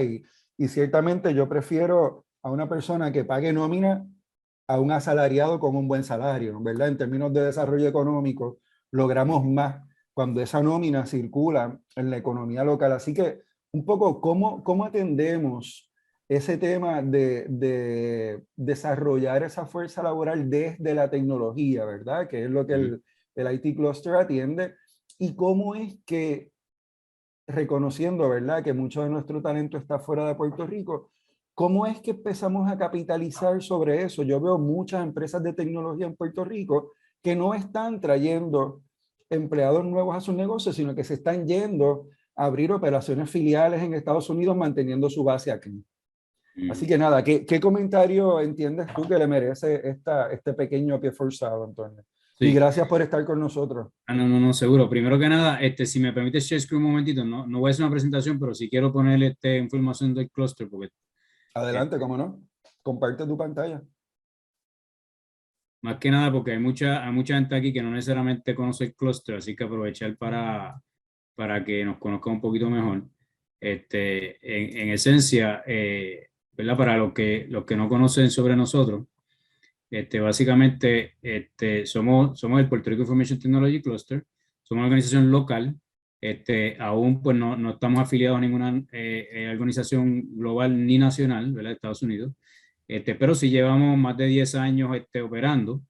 En esencia, está la Junta de Directores, ya yo no soy el presidente a partir de este año, Alberto Lugo es el presidente ahora, de hecho tenemos un sistema de copresidente, así que David Linares, que de hecho ya no está en Word, ahora en otra compañía, y Alberto Lugo son los copresidentes. ¿Ok? De paso, les indico que estamos buscando mujeres para la Junta de Directores, así que si alguna de ustedes entiende que puede contribuir, pues nos encantaría que nos enviaran un mensajito. Realmente es un challenge, pero estamos abiertos a referidos. ¿Ok? Este grupo que está aquí es el grupo de fundadores del clúster. Muchos de ustedes los han conocido, son empresas conocidas: Woolware, E3, Intech, RSM, Agnoid FusionWorks. Ellos se mantienen ¿verdad? En la junta de advisors, y nuestra misión es de promover, integrar, crear ¿verdad? Y crecer el sector de tecnología e información en Puerto Rico, para asegurarnos que las empresas locales sean lo más competitivas posible a nivel, ¿verdad? Nacional de Estados Unidos e internacional. Y nuestra visión es hacer a Puerto Rico un líder nacional y global en ¿verdad? Information Technology. Estas son las áreas de enfoque de nosotros, ¿verdad? De nuevo, y con esto culmino esta parte. Talent Development, estas son las áreas que se desarrollaron hace tiempo, hace más de 10 años, y todavía son válidas. Talent Development, Generation of Demand Inside Puerto Rico, o sea, en otras palabras, que hayan ¿verdad? Empresas contratando a las empresas locales. También Generation of Market Outside of Puerto Rico, o sea, otras empresas de afuera que contratan a Puerto Rico. El desarrollo intelectual, ¿verdad? Etcétera. Y creo que con eso, pues sí tenemos un plan estratégico, tenemos una iniciativa, no voy a entrar en detalle, pero una de las iniciativas es el área de educación. Ahora mismo la 1 pues se trabajó hace varios años, ahora mismo está en pausa, ¿verdad? La parte de STEM, yo sé que Jorge está trabajando con eso, pero donde ahora mismo estamos moviéndonos nosotros como organización es a básicamente canalizar el proceso de certificación en Project Management relacionado a IT. ¿Ok? Así que les puedo hablar un poquito de eso. Y yo creo que y aparte de eso, pues tenemos el CIO IT Leadership Conference, que es el que nos distingue. Desde esa perspectiva, comparto un puntito adicional, un momentito, ¿verdad? Ya para antes de entrar y esto ya fresquito de la olla, pero hasta aquí no se puede ver muy bien, déjame coger este que está aquí. En esencia, recientemente, de hecho, como ustedes conocen a Nelson Perea, ¿pueden ver el screen? Sí. Pues básicamente, Nelson fue uno de los recipientes de uno de los fondos CDBG para la parte de training, y recientemente participamos de como una especie de survey de skill sets, y aquí pueden ver, ¿verdad? Algunas contestaciones de los temas, ¿verdad? Que la gente estaba pidiendo. Hay muchas áreas, interesantemente la parte de Project Management es un área que le interesa, PMP, etcétera, diferentes lenguajes, diferentes certificaciones, ¿verdad? Así que desde esa perspectiva, pues nuestro rol, pues básicamente es ayudar a armonizar. La realidad es que necesitamos desarrollar alianzas, ¿verdad? Con muchas de las organizaciones que están aquí, porque tenemos recursos limitados como asociación, ¿verdad? Así que, de hecho, en esto quizás eso puede ser otra action item, ¿verdad? Que de alguna manera poder facilitar una colaboración más específica entre algunas de las asociaciones y algunos de los grupos que hay aquí, para, a nosotros nos pasan pidiendo datos, pero la realidad es que no tenemos el personal para preparar datos. Es decir, es la realidad. O sea, hacemos surveys ocasionales, hemos pagado algunos estudios. Recientemente, uno de los mejores estudios que se hizo de la industria de tecnología, que me imagino que Mercy lo ha visto, es el que hizo Endeavor sobre la industria de tecnología. No sé si lo has visto, Mercy, pero en esencia, Endeavor, que es una organización non-profit, ¿verdad? Que está promoviendo el empresarismo a través del mundo. Y para darle un resumen breve, se identificaron alrededor de 600 a 650 empresas operando de tecnología en Puerto Rico, software companies. El promedio de esas compañías es 1.5 empleados, ¿verdad? Obviamente es pequeño, pero esas son las locales. O sea, eso no te incluye un Evertech de la vida, etcétera. Ahora, si tú, ¿verdad? Para tirar unos estimados de empleomanía, que es algo que Lucy, que sé que está escuchando, estás por ahí, necesitamos ayuda con eso, puedes determinar anualmente, ¿verdad? ¿Cuánto es la empleomanía de tecnología en Puerto Rico, ¿verdad? Y para eso, pues, algunos estadísticos, algún apoyo del Fideicomiso, puede ser chévere, lo podemos hacer en conjunto. Pero si usamos matemática básica, en Estados Unidos el promedio, la cantidad de empleados promedio en pequeños negocios en tecnología es 5.5. Así que multiplicamos eso por 650 y posiblemente alrededor de 3, ¿verdad? ponle de 3.000 a 5.000 empleados en tecnología o más en Puerto Rico, excluyendo lo que son las empresas grandes, que no son muchas, ¿verdad? Pero tendrías a Evertech, tendrías a GM Technology, etcétera, ¿verdad? Así que el salario base, como ustedes saben también, en el área de tecnología de desarrollo, es aproximadamente $48,000 hacia arriba, o sea, un promedio de 50,000. Y otro hallazgo de estudio de Endeavor es que el 40% de esas compañías, de 600 a 650 compañías, el 40% tiene 5 años o menos. ¿Ok? En aquel momento, que se hizo el estudio, y que el payroll de la industria era 514 millones al año, lo cual no es poca cosa. ¿Sabes? Así que yo pienso que de la perspectiva nuestra, nosotros pues, el enfoque de nosotros como organización es más, no está tanto en el área de startup, ¿verdad? No significa que no nos interesa, por supuesto que nos interesa, pero queremos ver cómo podemos fortalecer las empresas que están operando, que están existentes. Obviamente se necesita personal. Lo que se dice en nuestro grupo es que hay un 0% de desempleo en la industria de tecnología en Puerto Rico. Así que por el momento donde nos estamos moviendo, ¿verdad? Con los recursos que tenemos es a canalizar ya algunos programas existentes como lo del PMI, pero con enfoque en tecnología, ¿verdad? Que son, tú puedes coger un empleado de una empresa existente, le das un training en PMI y entonces puede ser con enfoque en tecnología, una certificación, ¿verdad? Y ahí puede ser más productivo para la empresa. La otra parte, ese ya tuvimos experimentos el año pasado, y ahora para este año vamos a estar experimentando con una certificación de PMI en Agile. So que es un PMI, pero con enfoque en Agile Development, ¿verdad? O sea, en lo que es el manejo de proyectos con sistemas Agile. Así que yo creo que con eso lo dejo ahí. No sé si contesté tu pregunta o toqué los puntos que tú querías, Ernesto. Sí. ¿Tenemos alguna reacción del panel o del público al comentario de Antonio? Yo tengo una pregunta de esas 675 plus empresas, ¿cuántas pertenecen al IT cluster? ¿Cuál es el requisito para ser parte del IT cluster? Sí, mira, realmente nosotros somos una organización relativamente pequeña a nivel de membresía, ¿verdad? El core de nuestros miembros son empresas medianas, ese es el core. O sea, típicamente las empresas pequeñas no ven necesariamente un beneficio, ¿verdad? Al ser parte de este grupo, porque ellos están básicamente tratando de sobrevivir la gran mayoría. O sea, tratando de hacer sus negocios, pero no hay, realmente los requisitos de entrada para nuestra organización pues no son muy altos, o sea, ni siquiera el precio realmente.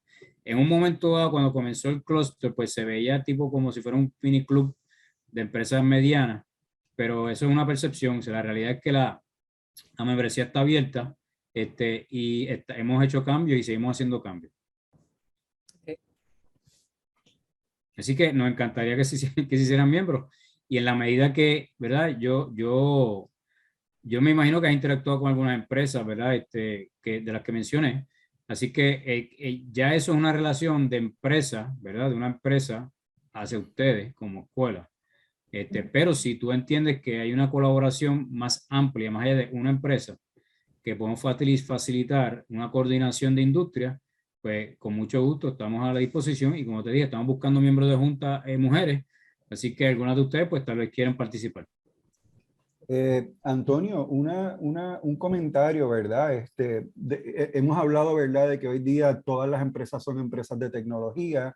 Hemos hablado, ¿verdad?, de que la necesidad es transversal en términos de los players, ¿verdad?, las empresas en Puerto Rico.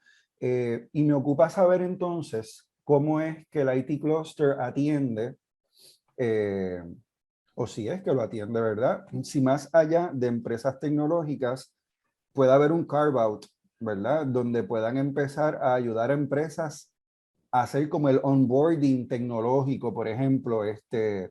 No es lo mismo que yo tenga, pues antes yo podía tener un laboratorio clínico, pero ahora tengo un laboratorio clínico y tengo regulaciones de IPA y de cybersecurity. Quiero abrir la plataforma para que la gente a través del récord médico electrónico no tenga que venir a buscar un resultado, sino que lo suba por una plataforma. pero yo no tengo experiencia ni peritaje en eso.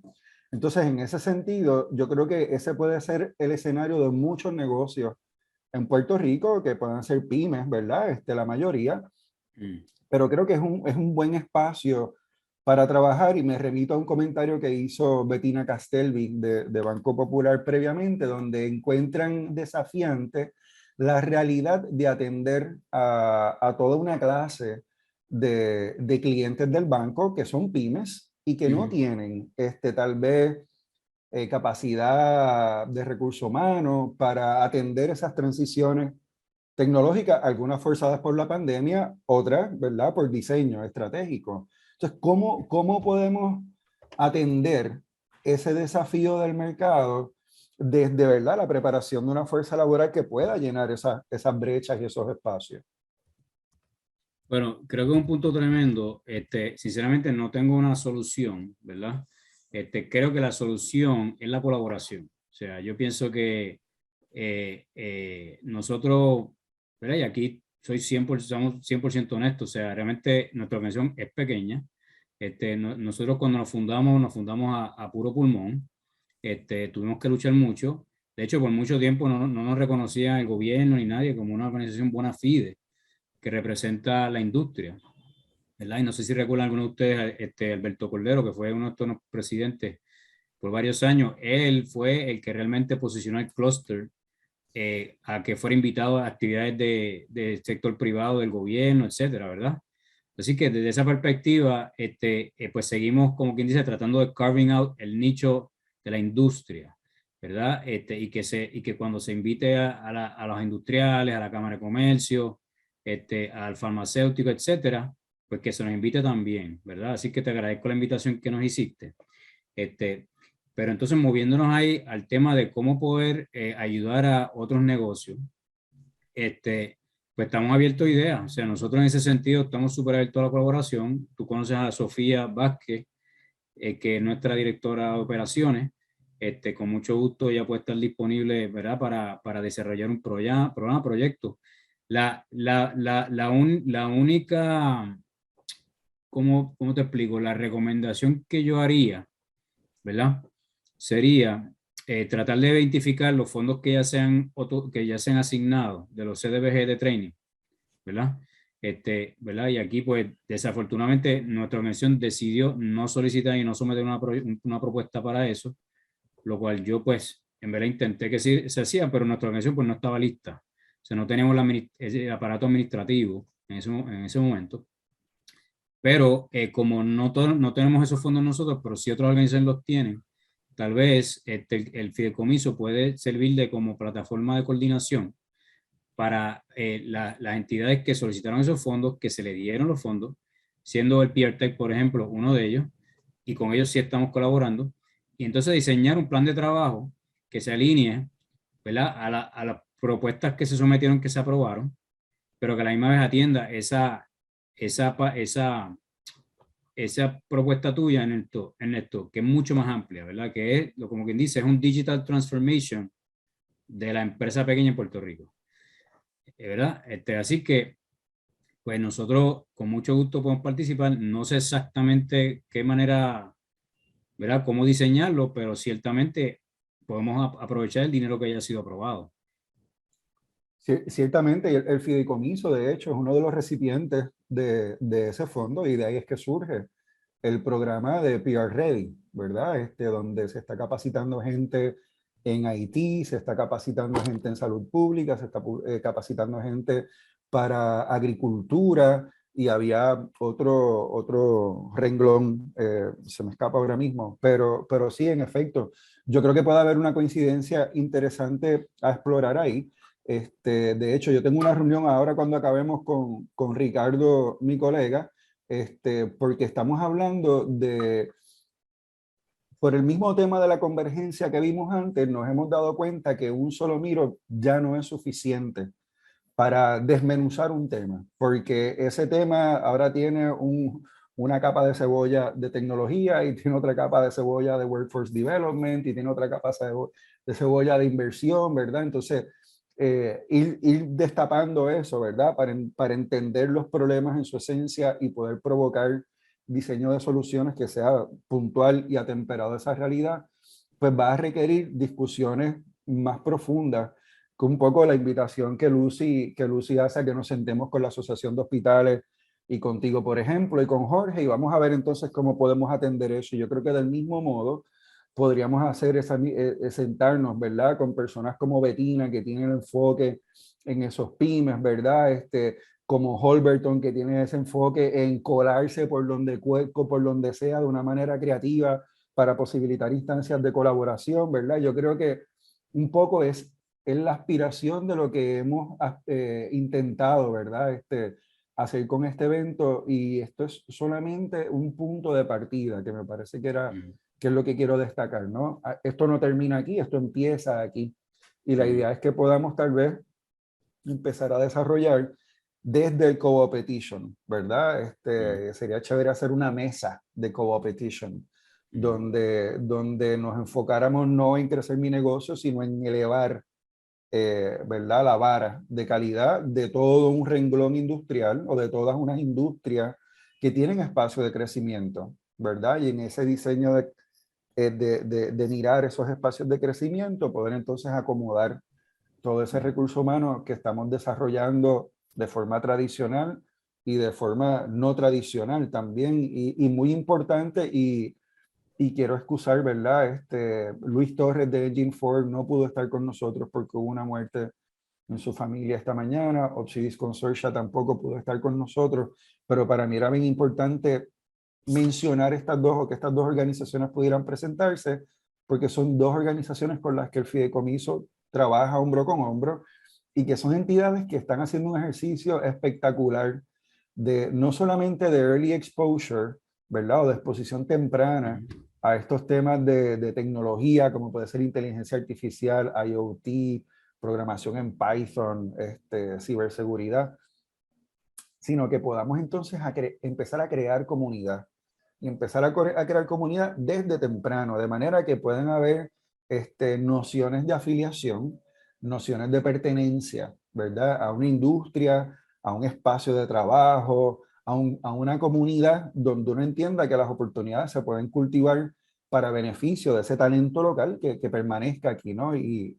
es nuestro deber y nuestra responsabilidad, ¿verdad?, digamos tal vez generacional, asegurarle tierra fértil a esa nueva generación que viene detrás de la nuestra, para que no tenga que ponerse el cuchillo en la boca, o para que se ponga el cuchillo en la boca desde temprano y salga con más hambre a buscarse y hacerse de oportunidades en su proceso de desarrollo, ¿no? Me gustaría saber si hay alguien más que tenga comentarios de la audiencia, del panel. Elisa, veo tu mano arriba. Sí, en ese sentido, eso que mencionas ahora es bien interesante, porque a nivel generacional, la nueva fuerza laboral busca precisamente esos vínculos y esas alianzas y ese sentido de pertenencia.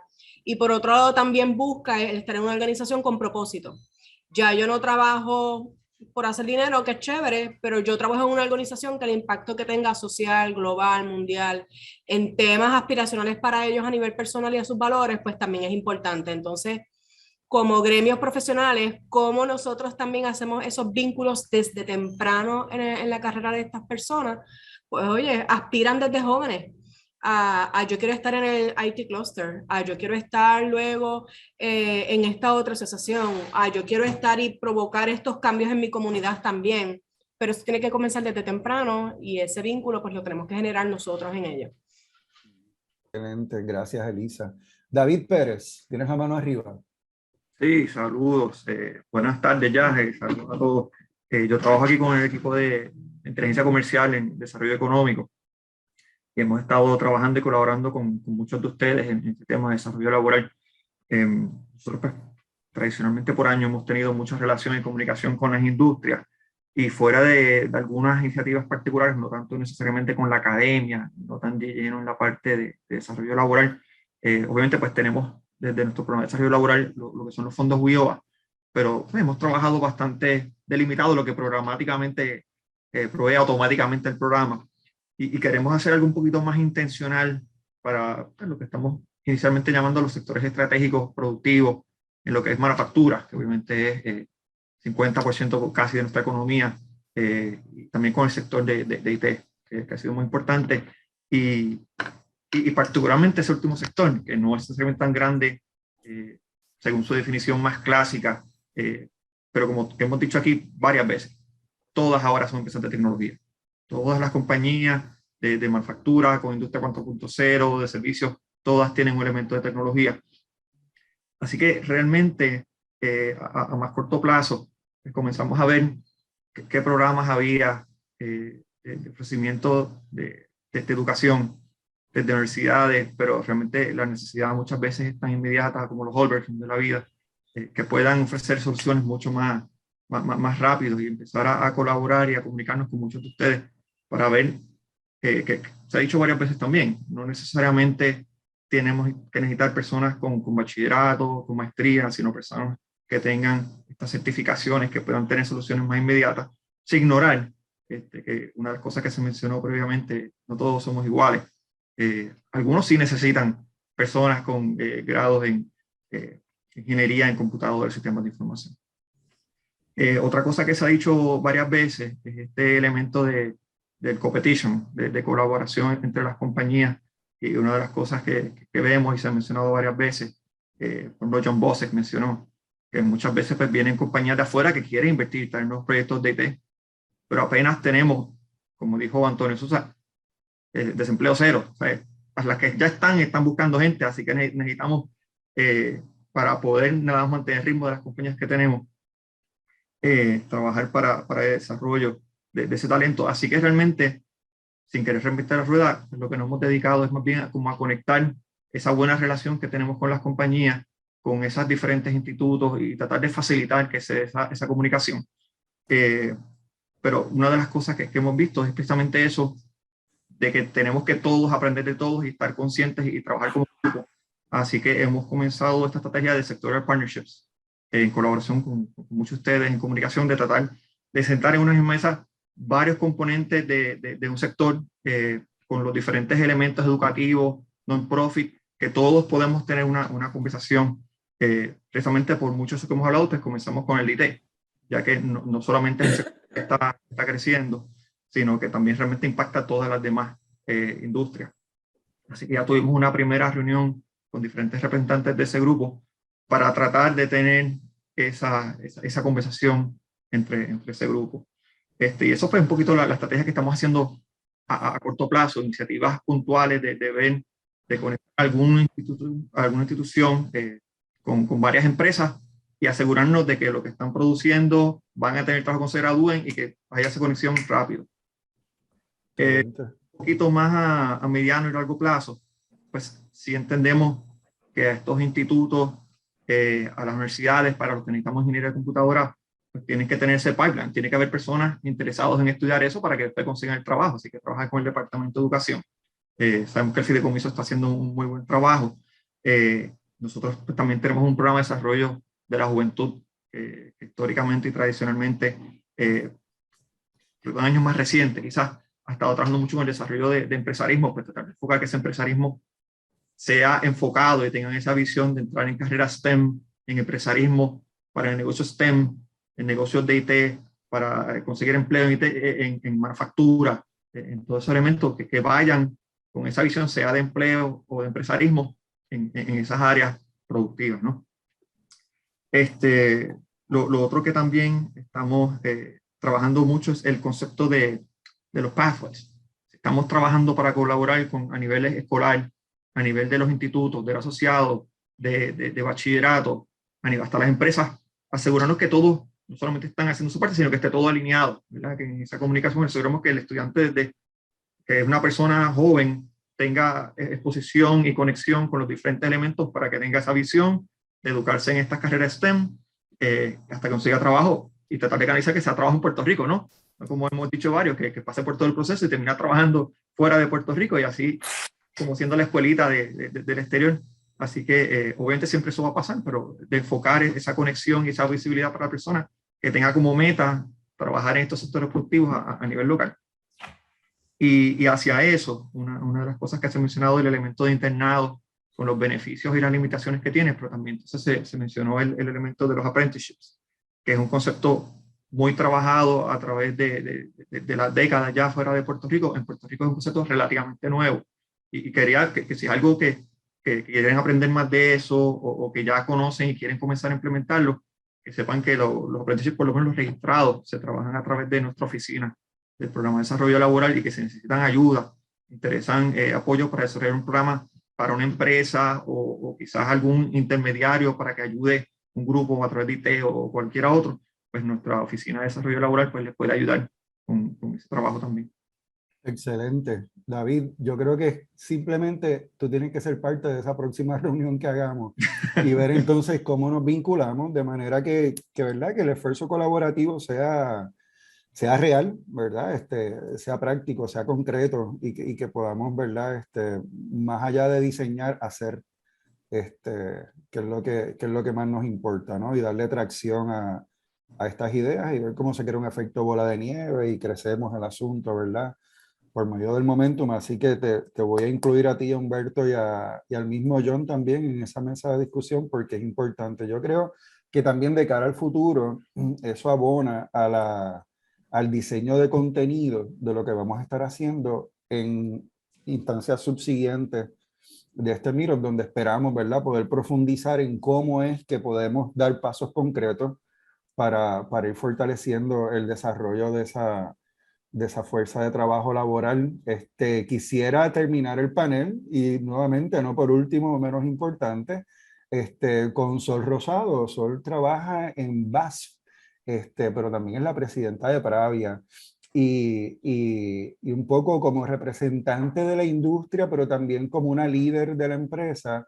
A mí me llamó mucho la atención y me llenó de orgullo cuando Sol me dice, yo no sé si 100%, pero por lo menos 97% del staff de nosotros es puertorriqueño, es de Puerto Rico, ¿no? Y eso es algo que llena de orgullo a cualquier equipo de trabajo porque lo que producen es alta calidad, ¿no? Me llamó mucho también la manera en que por años llevan esforzándose en hacer exposición temprana a estos temas de ciencia, no solo desde la empresa, sino desde el gremio, ¿verdad? Cómo enganchamos a la gente en esto, cómo le empezamos a descubrir esas pasiones, esos intereses.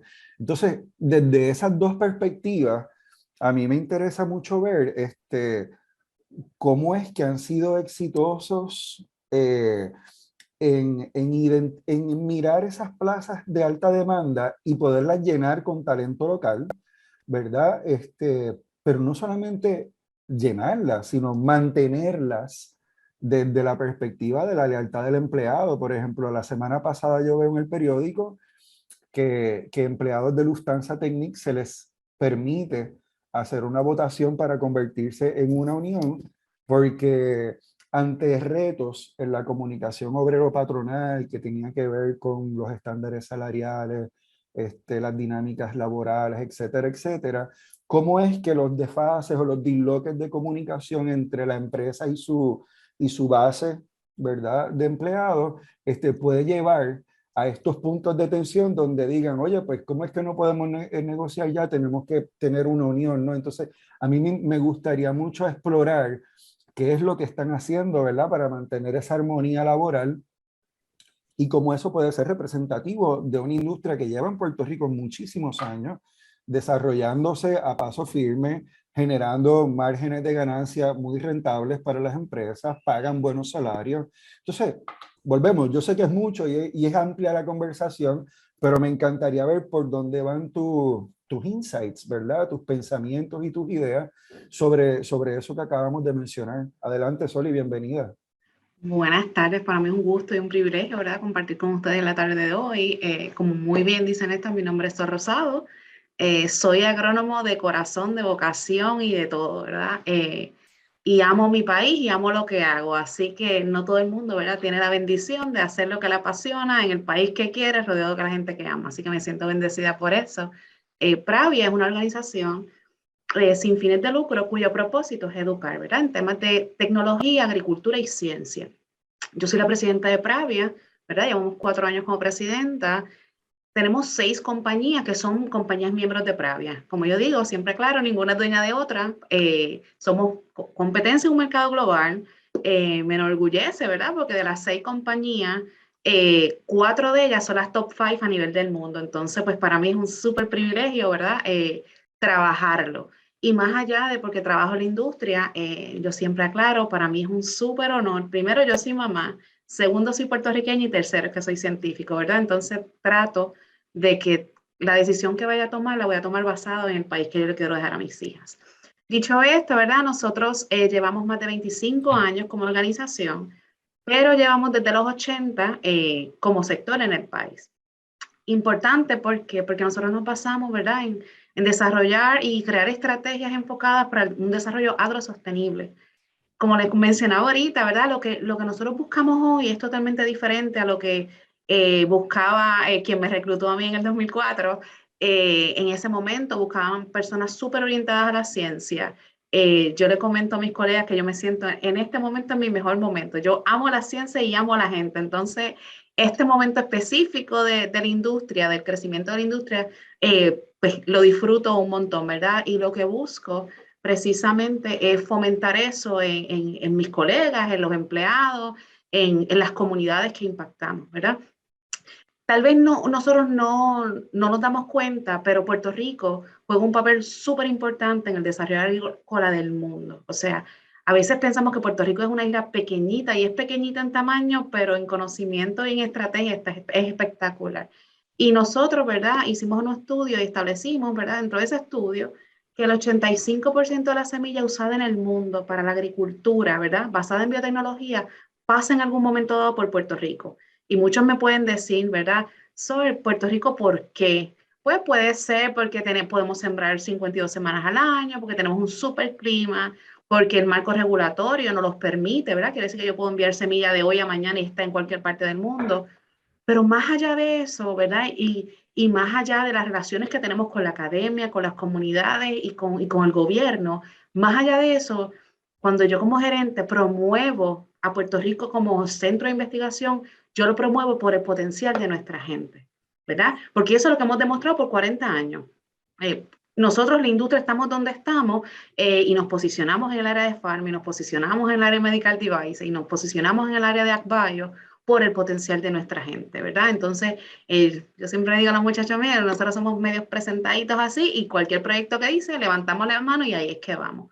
Pero los gerentes, ¿verdad? Y como muy bien mencionas, la gran mayoría somos puertorriqueños y los que no son puertorriqueños de nacimiento son puertorriqueños por adopción, ¿verdad? Y yo estoy súper orgullosa de que gente que vino de otro sitio quiere venir a trabajar en mi país también, ¿verdad? Así que nosotros los adoptamos, los recibimos con los brazos abiertos y nos preparamos, ¿verdad?, para los retos que vamos a enfrentar. Todos tenemos retos.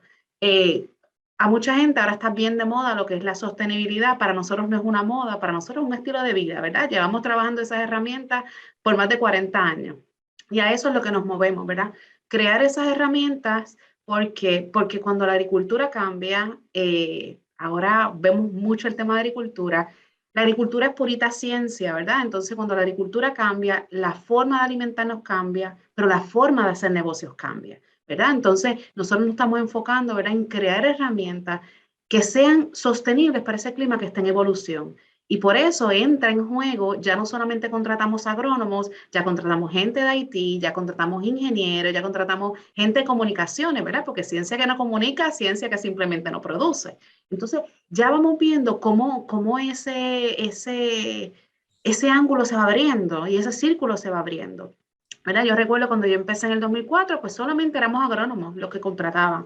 Luego, poco a poco, biólogos, luego biotecnólogos, pero si yo te presento mi plantilla, tengo de todo, ¿verdad? Y preparamos a nuestra gente en todo. O sea, por decirte un ejemplo, el 30% del tiempo de mi equipo tiene que ser en áreas relacionadas a IHS, tiene que ser en áreas relacionadas a calidad, tiene que incluir IT, tiene que incluir project management, trabajamos mucho con lo que es Six Sigma, eso es lo que buscamos. ¿Por qué? Porque queremos ese profesional, pero a la misma vez, yo como gerente quiero darle las herramientas a mi gente, ¿verdad? Para que sean los mejores profesionales, no preparándolos para mí, ¿verdad? Ya ese enfoque de negocio ha cambiado, yo no lo estoy preparando para mí.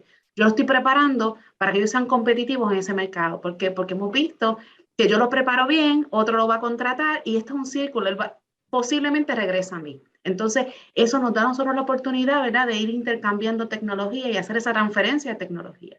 Importante porque Porque más allá de hacer la transferencia de tecnología dentro de nuestro mismo sector, ¿verdad? Mi compromiso como presidenta de la organización, pues siempre ha sido el cómo yo transfiero eso a las comunidades cercanas, cómo transfiero eso a las universidades, cómo transfiero eso a mis agricultores que están cerca, ¿verdad?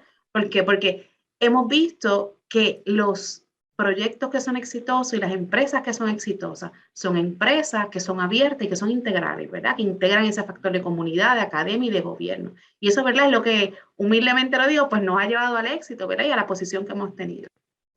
Se estima, ¿verdad?, en que globalmente la industria de biotecnología tiene un crecimiento de 1.6% anual, eso más o menos 300,000 empleos al año.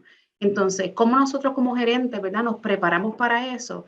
Alguien me comentaba ayer, me decía, pero ¿qué tú estudiaste? Y yo, mire, yo la verdad, yo soy agrónomo, tengo una maestría en ciencia, y si, ¿cómo trabajas con esto? Me he encargado, ¿verdad?, y la compañía me ha facilitado las herramientas para yo, pues, certificarme en Project Management, en Six Sigma, en Lean, en coaching, en manejo organizacional, en excelencia operacional. Y eso es lo que nosotros buscamos hoy día, ¿verdad? Eso es lo que busca este tipo de empresa. ¿Cómo yo educo a mi equipo, ¿verdad? Porque ya no lo vemos como está el gerente aquí y el empleado acá, lo estamos viendo como un equipo, ¿verdad? Y mientras más variado, pues mucho mejor, ¿verdad? Mientras las competencias dentro del equipo sean súper variadas, esos son los equipos que hemos mostrado que son exitosos. En el caso nuestro, en un estudio que hicimos en el 2016, se estableció que el 40% de nuestra plantilla fue lo que se catalogó high skill y el 60% low skill. Low skill son personas de asociado y escuela superior. Importante, ¿por qué? Porque no importa la formación académica que tenga nuestra plantilla, implica que igualmente yo lo voy a educar en IT, yo lo voy a educar en IHS, yo lo voy a educar en calidad, porque hemos visto que muchas veces tenemos empleados, por decir algo, que no tuvieron la oportunidad de formarse académicamente en un momento dado, ¿verdad? Y por eso es que no lo son, no porque no tengan las competencias. Entonces, nuestro compromiso es desarrollar esas competencias, ¿verdad? Entonces, más allá de eso, pues buscamos y fomentamos, ¿verdad? Obviamente, carreras en STEM, fomentamos mucho las competencias interpersonales. Tenemos gente súper diversa, tenemos gente con unas competencias organizacionales espectaculares, ¿verdad? Y es lo que fomentamos. Gente que maneja mucho el tiempo, gente que son team players, gente que son súper curiosos. Pues esto es pura ciencia, entonces es curiosidad, es innovación, es mucha creatividad. Pero también añadimos a eso, ¿verdad? Y eso lo ven todos nuestros job posting y los job openings, que añadimos el compromiso social y ambiental, ¿verdad? Un profesional para nosotros, un buen profesional, más allá de todas las competencias académicamente hablando, tiene que ser una buena persona, ¿verdad? Y una buena persona desde el punto de vista cómo se relaciona con la gente, cuál es su compromiso ambiental, qué puede aportar al equipo como persona, ¿verdad? Y eso es lo que hemos, ¿verdad? Por lo que hemos sido exitosos en el tiempo que llevamos en el país. Pero hemos visto igual que para que esto se dé, ¿verdad? Y tener esas profesiones emergentes. Por ejemplo, nosotros tenemos mucha robótica en nuestra industria, pues tenemos una profesión emergente, tenemos mecánicos de robótica, tenemos gente que solamente se dedica, ¿verdad? Como yo le digo, son los partners de los robots en los laboratorios. Tenemos profesiones emergentes como los mecánicos de drones, como el que pilotea el drone. Eso antes no estaba. Entonces, ese tipo de profesiones que nosotros estamos fomentando. Tenemos mucha gente que dicen, pues no estudié, no me dedico a la agricultura porque es que no me gusta, pero me encantan los drones. Pero nosotros tenemos empleados que solamente se dedican a eso, ¿verdad? Y le añadimos la parte de ciencia, ¿verdad? Le añadimos que sepamos crear mapas para determinar características fenotípicas, por ejemplo, en plantas, y ya ellos lo ven como que, caramba, esto no pensaba que fuera ciencia, pero sí sigue siendo ciencia, ¿verdad? Y es como nosotros hacemos de la ciencia un estilo de vida. Por otro lado, decimos, yo quiero este tipo de empleados, ¿qué tengo que hacer para llegar a ese tipo de empleado, ¿verdad? Porque eso no se hace de la nada. Pues nosotros decidimos, ¿verdad? Como les decía ahorita, me encanta la ciencia, me encanta la gente, así que decidimos como organización abrirnos y abrirnos mucho. O sea, quiere decir que si a mí me invitan a un Head Start, pues yo voy a decir, yo voy a ir a un Head Start. Imagínense, yo tengo una niña de 6 años, así soy casi experta en eso. Si me invitan a hacer un campamento de verano, allí vamos a dar campamentos de verano, así que patrocinamos campamentos de verano. No solamente con el dinero, ¿verdad? Porque pues podemos dar un donativo y eso está bien chévere, pero sí con presencia comunitaria, ¿verdad? Ese ha sido mi mayor objetivo en estos 4 años. ¿Verdad? Somos colaboradores del Museo de Ciencia Ecoexploratorio, trabajamos con el proyecto Acción Social, trabajamos como los Boys and Girls Scouts, hemos hecho cosas con Colmena, con Para el 18, hemos trabajado con los FFA, con la Asociación de Agricultores, con los 4H. En mi caso, soy igualmente mentora de un grupo que se llama iGEM Room en el recinto universitario de Mayagüez. Trabajamos mucho con escuelas, con organizaciones comunitarias, campamentos de verano, plan coop, internado, porque es la forma. Yo siempre hago este cuento porque me apasiona mucho. Yo tuve un agrónomo que vino como intern, me pidió una práctica de verano, pues le dimos la oportunidad. Excelente, o sea, pero mire, calidad. De pronto, el siguiente semestre ya estaba por terminar. Sol, ¿tú tienes una oportunidad para plan coop? Sí, vamos para allá. Se gradúa el agrónomo, me llama otra vez, Sol, ¿tienes oportunidad para internado? Vamos para allá. Yo solamente voy a decir que hoy día es mi asistente número 1 en campo, o sea, y es una persona súper preparada. Y vino de ese proceso, ¿verdad? Me permitió a mí formarla, como yo digo, a mi gusto y a mi forma, pero igualmente cumplió con los requisitos, ¿verdad? Que esperaba la industria. Entonces, eso siempre va a ser importante, ¿verdad? Abrirnos y darle paso a esa generación que viene. Que yo tengo un grupo de empleados que siempre se ríe, me dice, Sol, a ti te encanta la juventud. Y yo digo, claro, porque eso mantiene mi equipo joven, eso mantiene mi equipo con aire fresco, ¿verdad? Y es importante, aún más a la industria para la que trabajo, ¿verdad? Es importante tener esa visión, porque al final lo que yo estoy produciendo hoy es lo que va a llegar en las manos de ellos cuando sean, ¿verdad?, en unas etapas más adultas. Así que tengo que conocer mi mercado.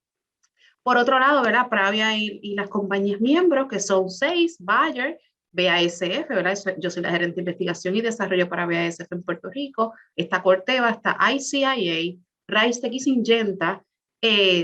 Somos, ¿verdad? Apoyamos lo que es el logro del objetivo, no solo con donaciones, como lo decía ahorita, sino con conciencia social y ambiental.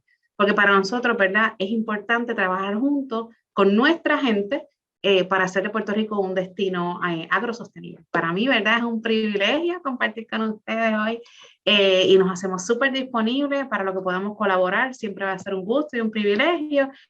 Y nos pueden contactar en pravia.org, en las redes sociales, en Sol Rosado, en Instagram, en Facebook, en cualquier red social, ¿verdad? Y estamos súper agradecidos por la invitación y un privilegio estar con ustedes. Para ti ha sido un privilegio y para mí también ha sido un gustazo tener este panel de lujo hablándonos de... me encanta el entusiasmo que le meten a este trabajo, ¿no? Yo creo que es parte de la conducta que uno tiene que modelar, ¿verdad? Para fortalecer la noción de que esa fuerza laboral en desarrollo en Puerto Rico tiene mucho espacio para creer en un ambiente, ¿verdad?, que es acogedor, que es enriquecedor y que promete, ¿verdad? Y que habilita condiciones de futuro para quienes decidan formar parte de eso. Así que por eso, pues les doy las gracias por su insumo, por su ejemplo, por su contribución a este diálogo. No las voy a dejar ir tan fácil porque vamos a echar mano de su talento de cara al futuro para próximas conversaciones. Así que esta conversación continúa. Estamos ya cerrando el evento y me encantaría tener a Jorge y a Lucy, si andan por ahí, para que nos den unas palabras de cierre y despedida. Bueno, yo estoy aquí. Primero, gracias nuevamente a todos los panelistas, a todos los participantes, a todas las preguntas que nos han enviado. Ha sido, ¿verdad?, siempre estas oportunidades de conversación, de establecer diálogo, de ver cuáles son los puntos de convergencia. Para mí son importantes porque entonces pues me dan buenas ideas y me aseguran de que no estoy solo, de que hay otra gente que ve el país de una manera similar y que si nos juntamos, pues podemos entonces adelantar muchas otras conversaciones importantes que hace falta en la isla, y más allá de las conversaciones, acciones concretas con las que podemos adelantar entonces muchos pasos importantes. De mi parte, muchas gracias a todos. Estoy a la mejor disposición aquí en el Fideicomiso Y así como lo estoy yo, está todo el equipo. Vamos entonces a mantenernos en contacto, sigamos entonces hablando, sigamos entonces creando.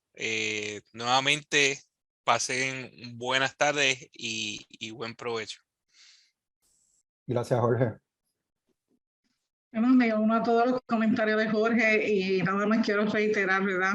El Fideicomiso es una institución sin fines de lucro que está aquí para que podamos facilitar, ¿verdad? Y ayudar a brindar esas competencias que se necesitan y especialmente en esta área, ¿verdad? Que yo le encuentro que es tan espectacular que estamos teniendo este futuro de crear en base a innovación, en base a tecnología y con la interacción humana. Así que verdaderamente creo que es una oportunidad única. Agradezco muchísimo de nuevo a todos los participantes, a los diferentes puntos de vista, a todas las organizaciones que también participaron y estoy seguro que vamos a poder seguir colaborando y estableciendo, ¿verdad?, nuevos programas e iniciativas que nos ayuden a hacer esto una realidad, ¿verdad?, este trabajo del futuro. Excelente. Mil gracias, Lucy y Jorge. A mí solamente me queda recalcar que vamos a estar produciendo un informe de este evento que lo estaremos compartiendo con ustedes, con las presentaciones, los insumos sobre las salientes que hayamos tenido y la lista de personas que asistieron para que ustedes puedan mantenerse vinculadas entre ustedes. Sí tenemos intención de hacer un segundo evento, así que lo empezamos a diseñar hoy mismo y nos estaremos comunicando también próximamente para que podamos sintonizarnos nuevamente. Le doy las gracias a todas las personas que vinieron y fueron panelistas, comentaristas y audiencia. Estos eventos no son lo mismo sin ustedes, así que agradecidos por su participación. Que tengan un excelente día y un excelente fin de semana a todas y todos. Será hasta la próxima. Que estén muy bien. Bye bye, gracias.